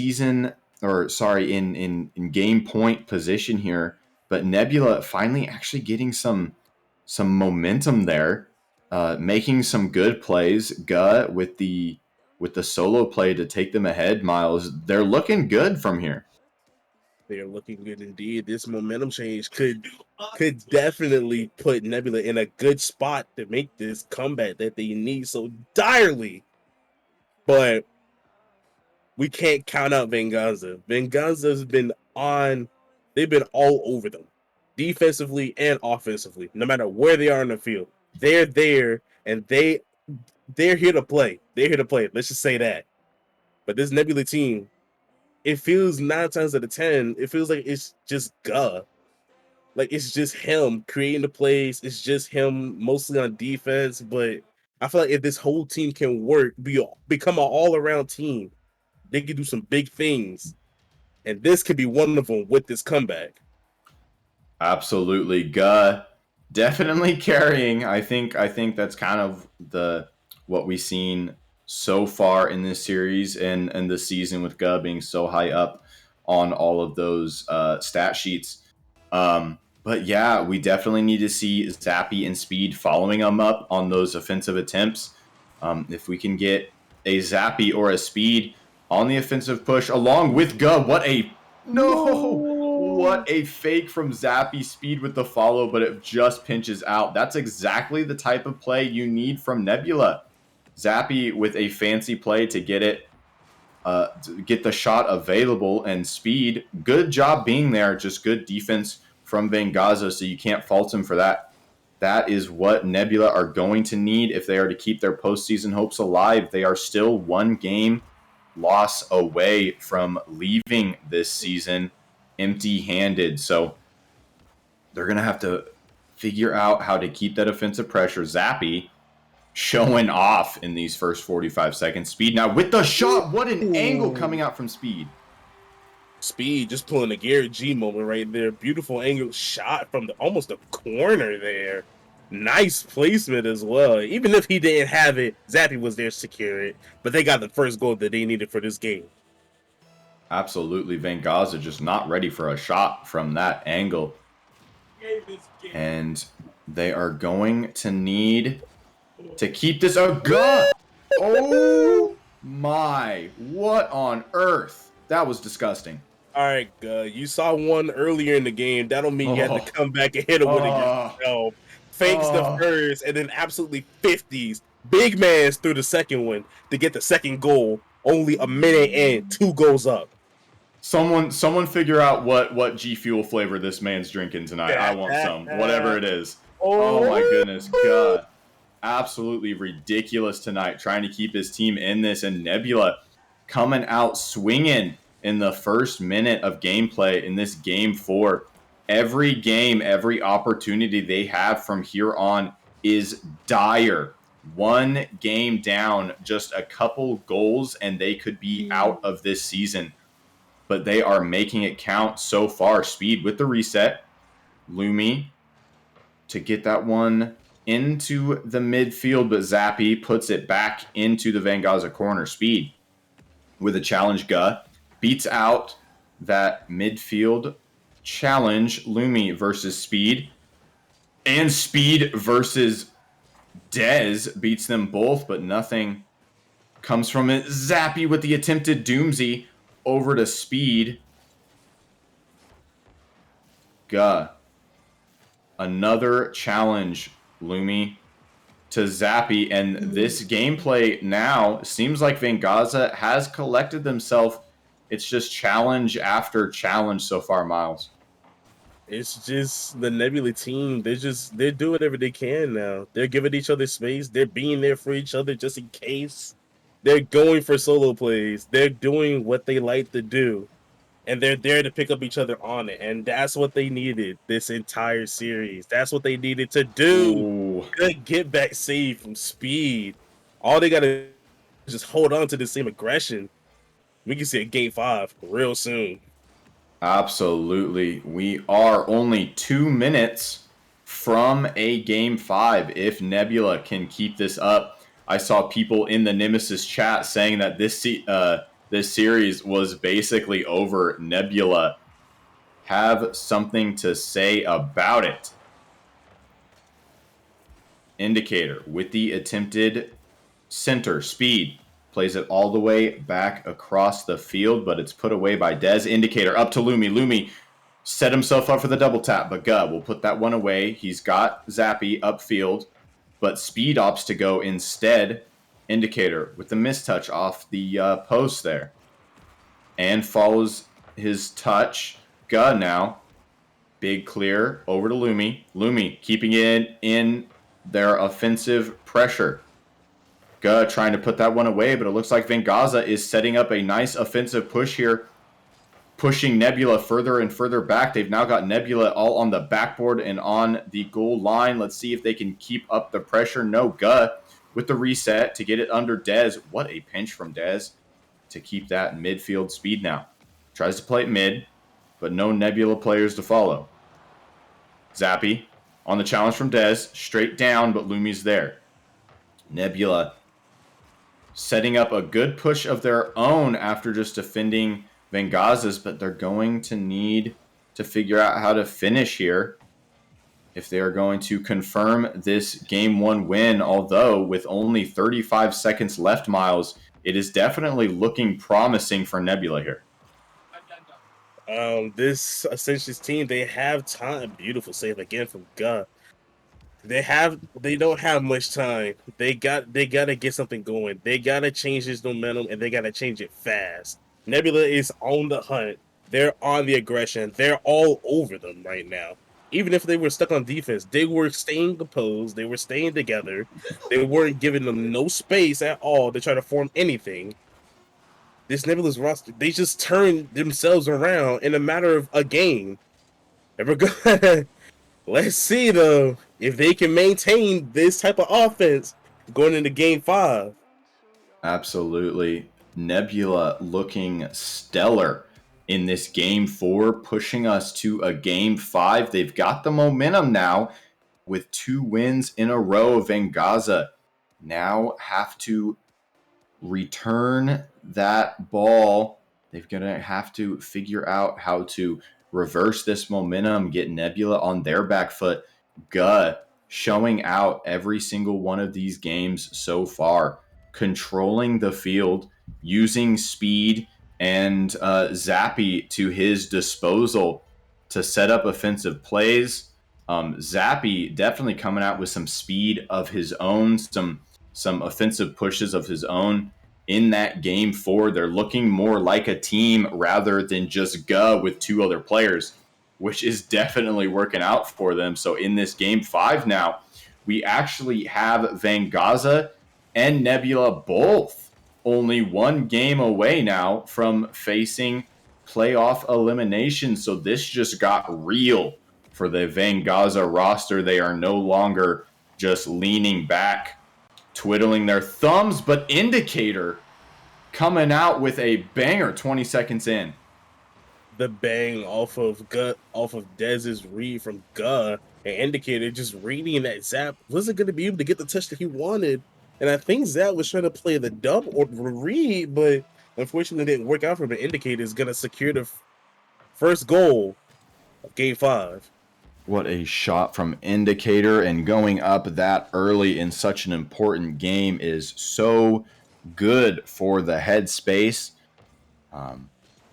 Vengaza now looking to hold the lead as we are approaching 1 minute into this Game 5. Nebula fighting from behind, trying to get something started. Lumi challenging across the Nebula goal. Dez now up to the ceiling, but can't get that pinch. Zappy up to Guh. Guh gets it past Indicator. Pops it mid. Zappy with the shot. What a play coming out from Nebula. That's what you need. The absolute patience from Guh. You're just waiting for Lumi to just make a little mistake of falling off the wall and placing it perfectly in Zap's hands. Yeah, what placement. Holy cow. What it in that bottom right corner, tying it up immediately.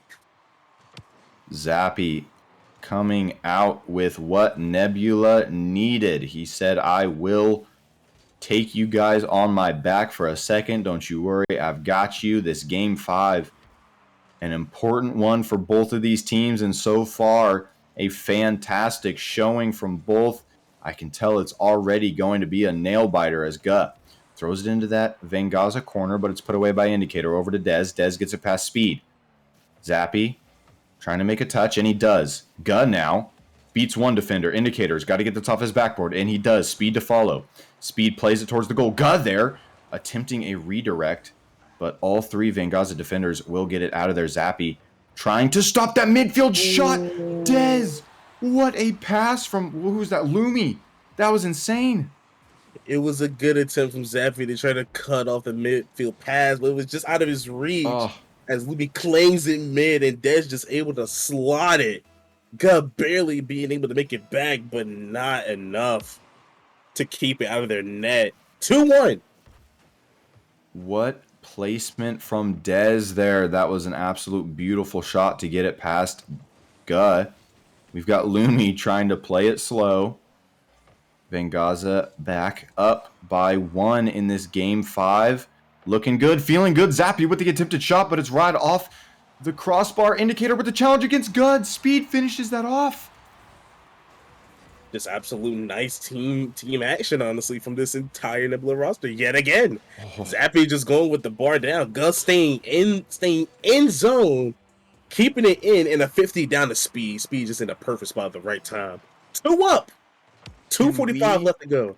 Appreciate that aerial control from Guh there to just sit right in front of the ball to try to get the softest challenge possible so it pops down to Speed. What a heads up play from Guh. Most players would just air dribble right back into that ball trying to throw it into the goal, but Guh has the heads up play to rather just go for that low 50, throw it down to Speed. What a heads up play from Guh as Dez over in the Nebula corner. Speed gonna cut that one off. He gets the reset.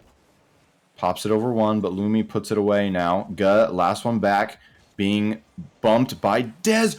And the squishy save coming out from Guh. Oh my goodness, this is crazy. Indicator. Right in front of the Nebula goal. Lumi cannot finish that one. Dez now throws it middle. Vengaza has some dangerous pressure here. Nebula need to relieve it quickly as Indicator throws it mid. Dez is up, and he beats Zappy in the air. What a shot from Dez. Unfortunate. Zappy again trying to read the pass, but again being just barely out of reach to get it. And Dez again, another slot on net. Dez is turning up here. He doesn't want to lose. He wants this win. He wants to go to playoffs. Dez absolutely showing up here for Vengaza, putting them up right after the equalizer from Nebula. This one's dangerous from Lumi, but Guh is able to put it away. He's got Speed behind him now. Speed, can't make a touch, but neither can Indicator. Dez with the whiff. Zappy. Guh puts it back Lumi, but that is not on target. That is so unfortunate. They do still have just over a minute to find their equalizer, so that's not the end of the world, but it could possibly be the end of their season if they can't find one here. Guh over Dez, but it's off the crossbar. Speed trying to follow up, can't get anything out of it. Lumi with the demo on Guh, hopefully relieving some pressure, but Zappy gets a demo of his own. Speed plays it across. There's no one in that Vengaza goal. Where were they? After Zappy shot, he demo 1 in the net. It just created it wide open. He just stayed there just to make sure it got in. Able to tie it up. 51 seconds left in game 5. I cannot believe this. We are looking for a game 5 overtime so far. We've got 45 seconds left, tied at 3. Both teams showing up on offense, having some incredible plays.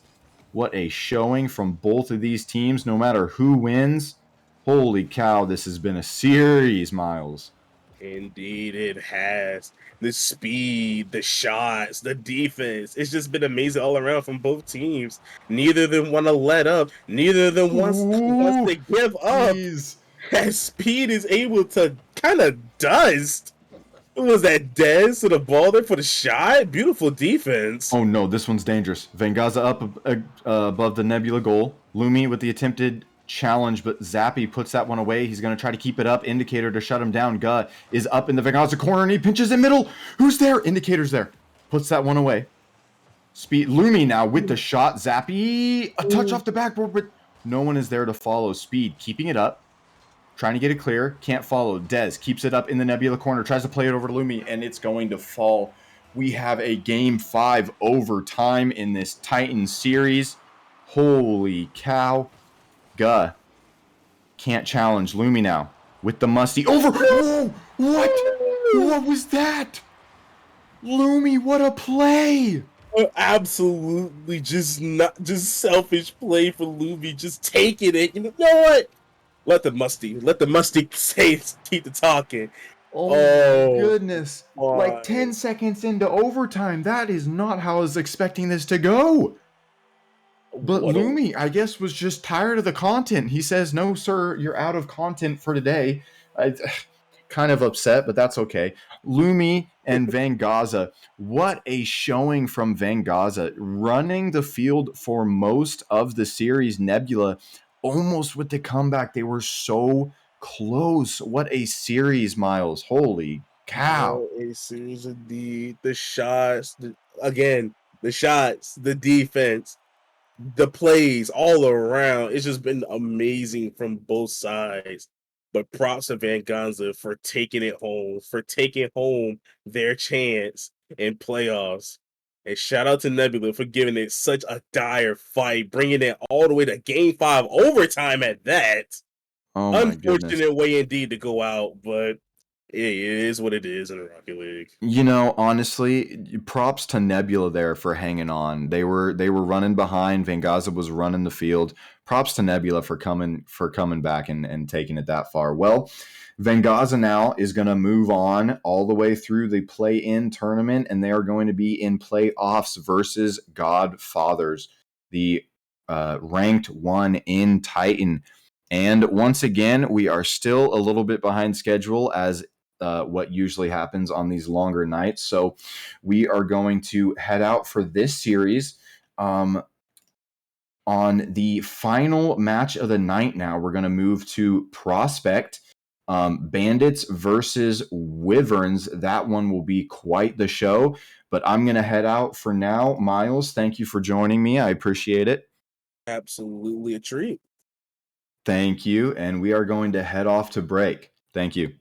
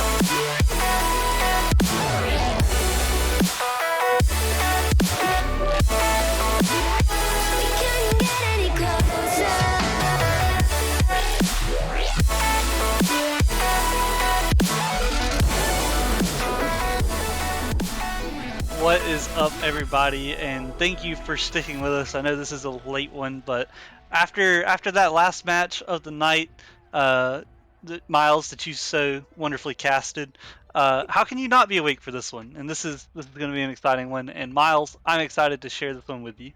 I'm honestly excited for this too. One last game, one last victor. We're gonna see who it is tonight, though.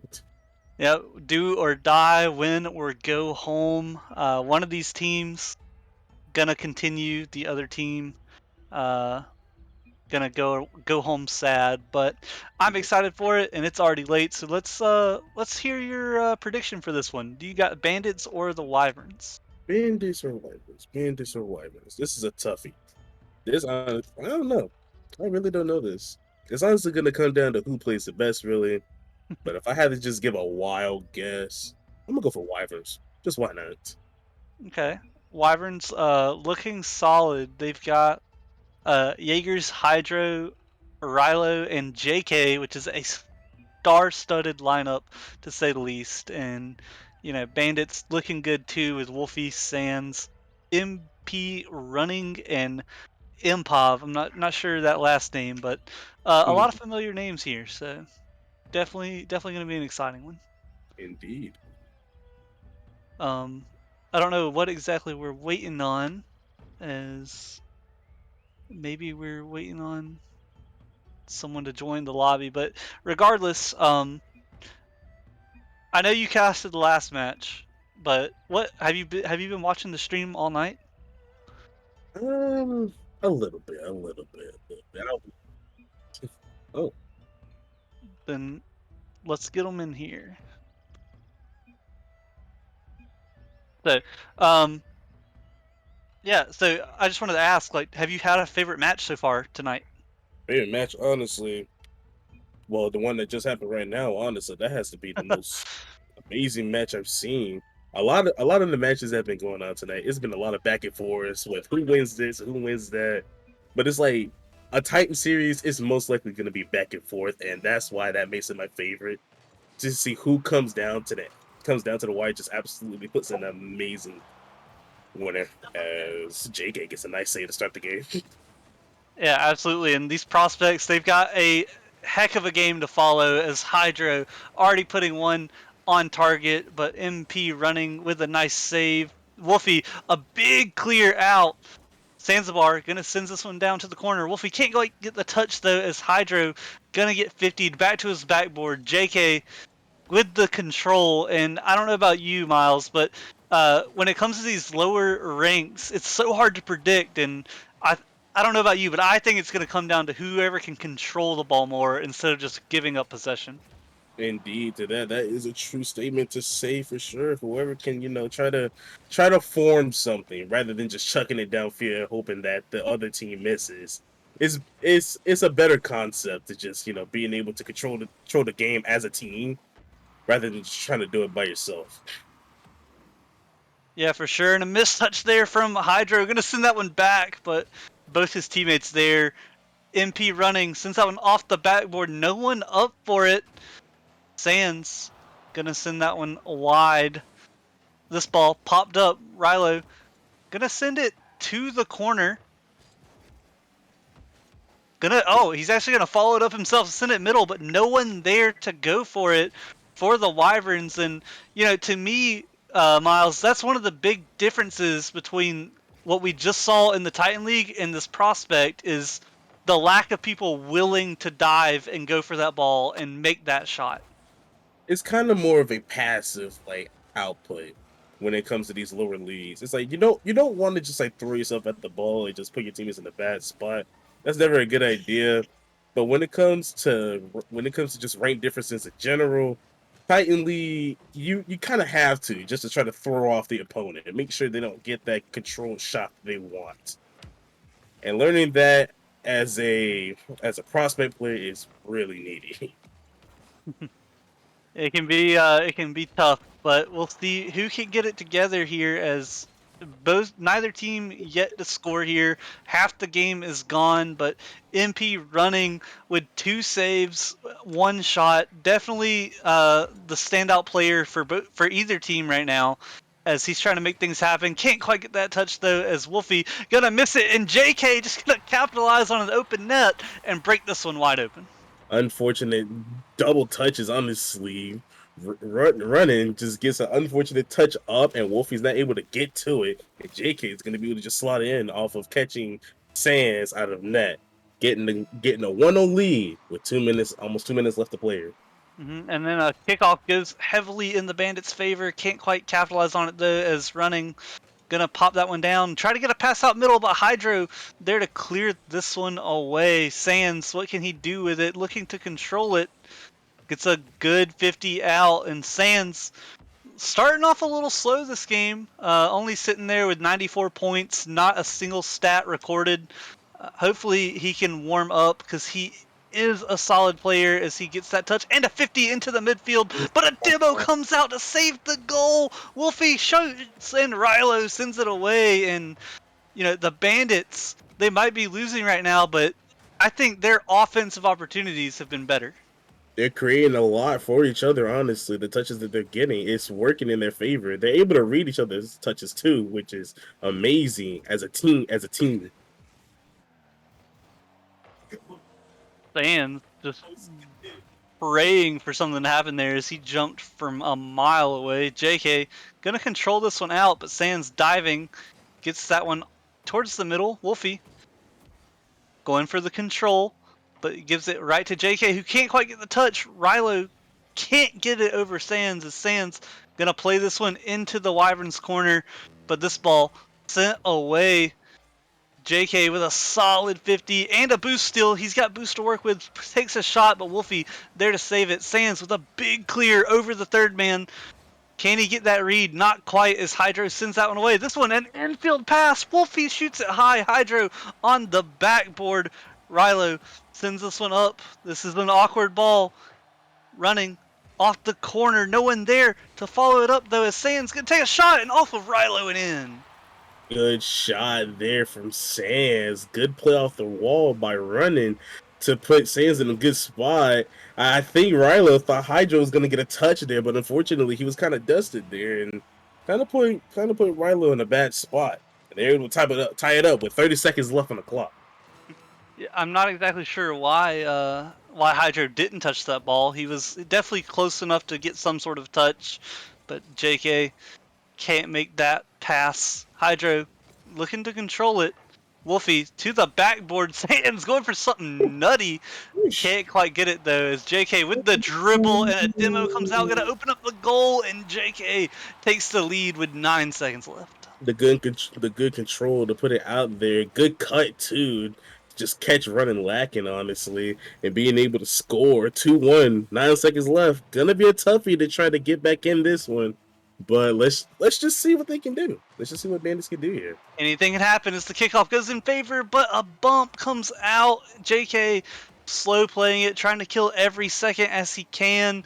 The ball still up, but it does hit the ground, and Wyverns take game one. Good game one from Wyverns, honestly. They played it's a lot of passive Rocket League that they're playing. They're letting Bandits just come at them instead of just full forcing their way towards them. That's what I see here.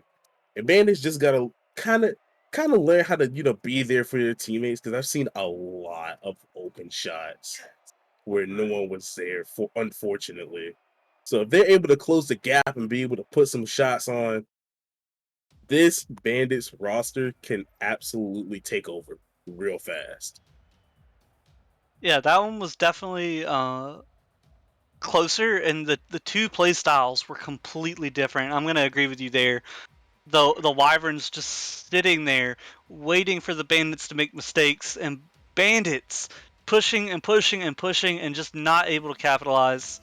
But hopefully they can turn it around in this game, push this one all the way, as we have had a few game fives tonight.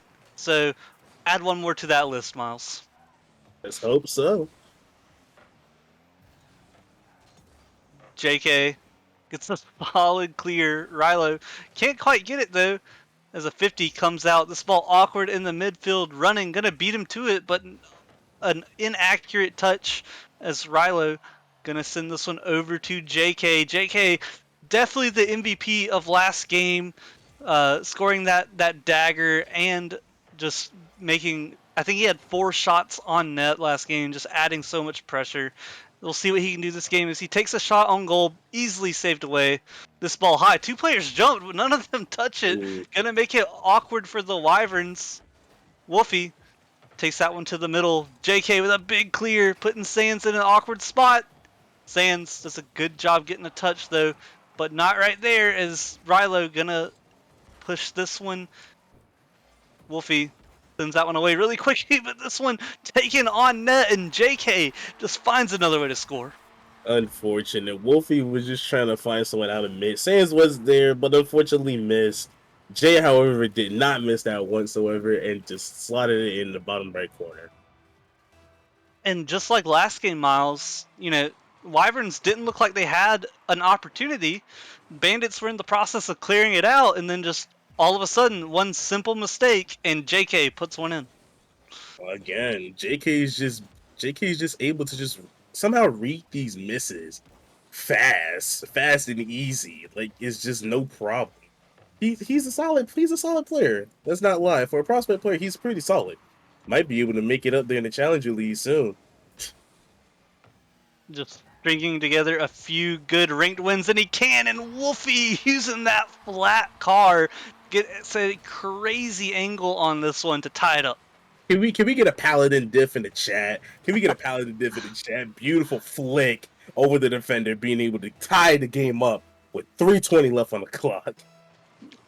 The Paladin was my first car, and I probably haven't used it in like 5 years.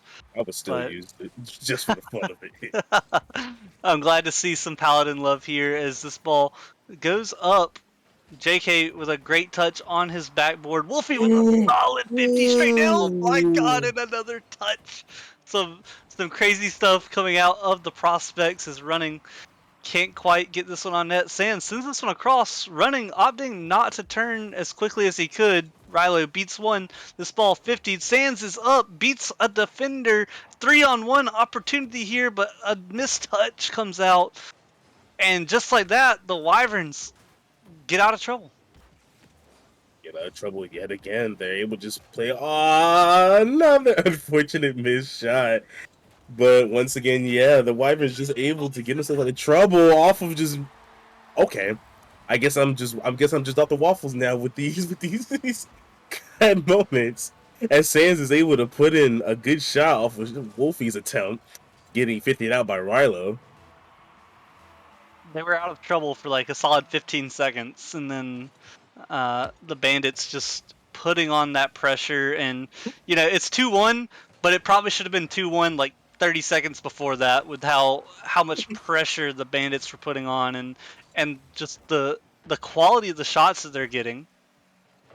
They're getting good shot opportunities like almost every time this team is up. They create good shots for each other. It's just that there would be times they wouldn't be there for them, which is unfortunate. But they're gonna learn that being there for them shots is gonna really start counting up the goals. It definitely will. Is running, gonna send this one to the corner. A favorable bounce. Can he get the read though? JK just a little too quick on the draw. Sands in the corner. Rilo clears that one with ease. It's a 1-on-1. He gets it by him. JK with a slow roller. Oh my god.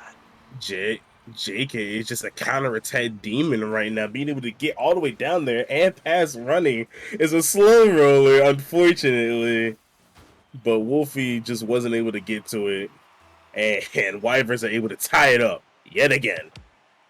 I need a sound bite of Bagels just saying slow roller just for the nostalgia purposes. But 15 miles per hour, Miles, that might be the slowest goal we've seen on stream this season.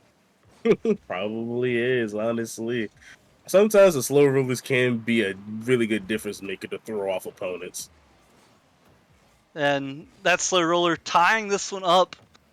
A minute left to play. Bandits looking to get this win to tie the series up. Do not want to fall down to match point so soon, as Sands gonna clear this one.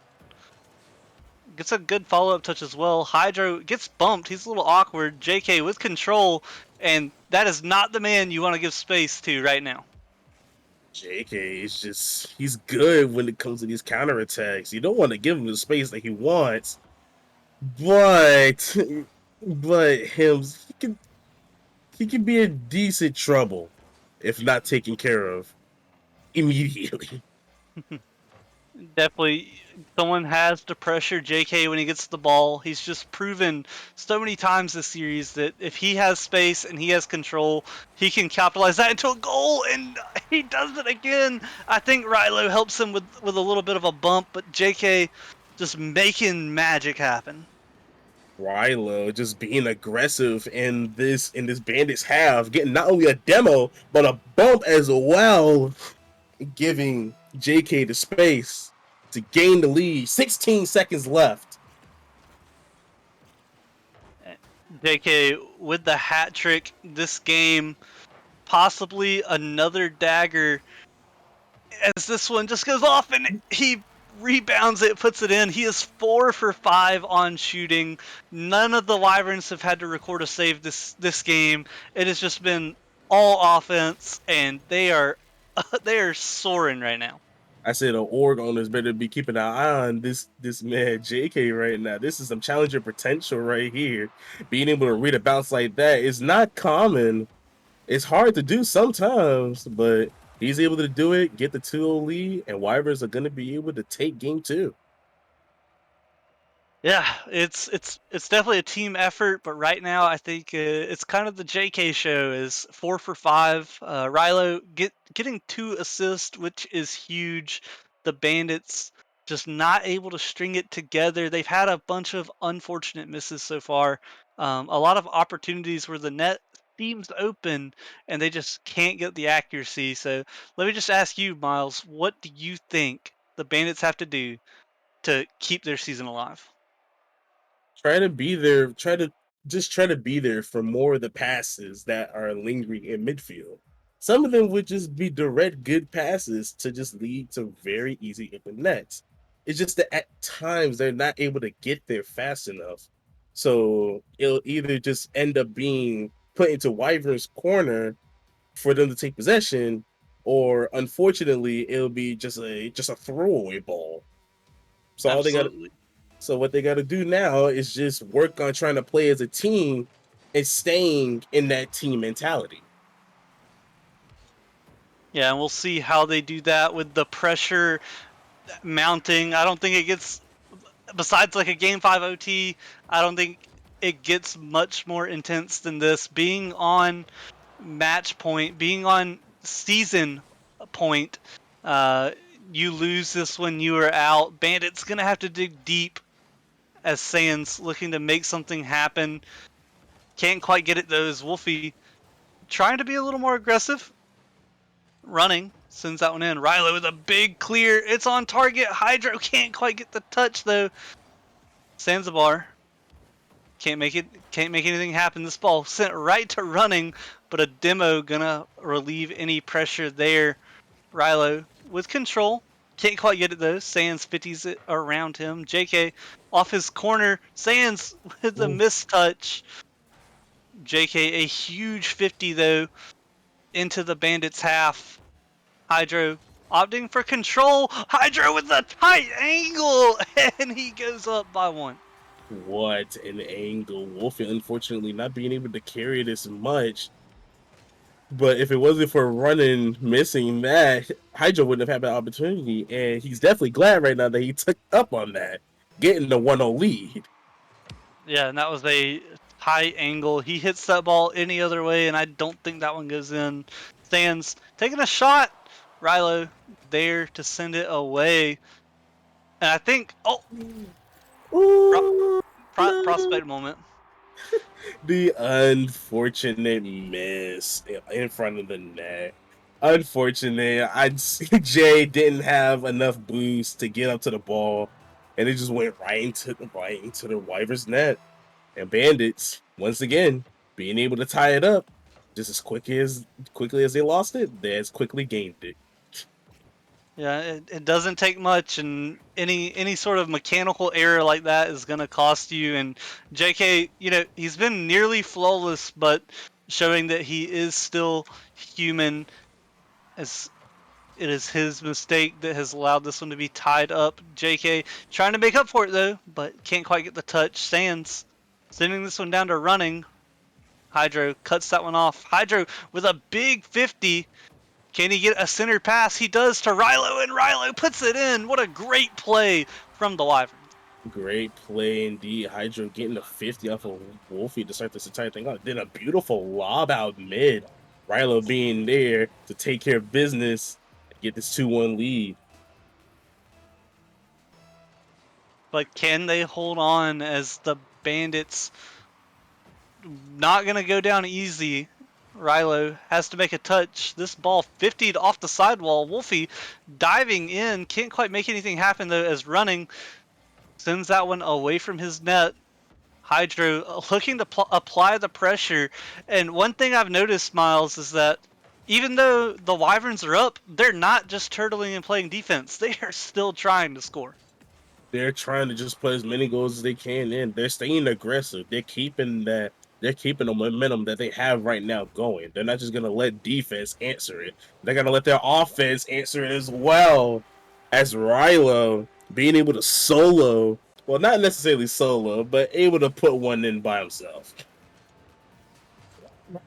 Played good decision there by him to bounce it off the sidewall instead of throwing it right into the defender. Good communication there, letting him know that the net was open. JK sending that one forward. Rilo with control. Sands gets a good bump. If he didn't get that bump, it could have been ugly, as JK puts it behind one, sends it forward. Rilo's there, Hydro was there. The pre-flip can't come out though, as Rilo opting to control it off the ceiling. He's got a flip, can't quite get the ball though, as the confidence from these Wyverns player is showing as Hydro gets a great save. Great save indeed. But yeah, they're showing their confidence. They're going for more unlikely shots to go for in a situation. They gotta remember, they're not that far ahead. They're only 2 goals up, and anything can happen within this next minute and a half here. So they gotta keep themselves composed, keep themselves on the go, because anything can happen like that. Sands securing another goal. The goal that they crucially need right now, off a beautiful lob off the wall from Wolfie. Yeah, a great goal by Sands. And, Sands is one of those strange players where you take him into like a 1500 lobby and he'll play lights out, but you put him in these prospect lobbies and sometimes he struggles a little bit, but good for him getting that one. He desperately needed that one. His team desperately needed that one, as JK can't quite get anything going. Wolfie in the corner. Gonna leave this one for the Wyverns. This ball up. Sands with the backflip. Wolfie with control. Gets it past JK. Secures some boost too. Just a 50 to Rilo. Sands takes a little shot. A big pinch comes out as that one. Dangerous ball up in the air. Wolfie gets it Ooh, by him. If someone can take this shot, it could work out, but he Sands? backflips. Oh, Wolfie with the backflip Wow. running, can't quite get it. Wolfie's trying to pass it, Sands not able to do it. 30 seconds left. They need to score here as it's off the crossbar. Oh my god, the shooting woes that have plagued them all series might have just cost them their season, as Wolfie off the post. Sands can't get it either. Oh my god, this ball has been in front of the net for 15 seconds, and Sands sends this one towards his own net, running. Can't quite get it, as finally the Wyvern's able to breathe. 5 seconds left. The ball just has to hit the ground and it will be over. Hydro keeping up the pressure, and that is it, ladies and gentlemen. The Wyverns complete the sweep somehow. Ladies, ladies and gentlemen, I know y'all eyes were hurting.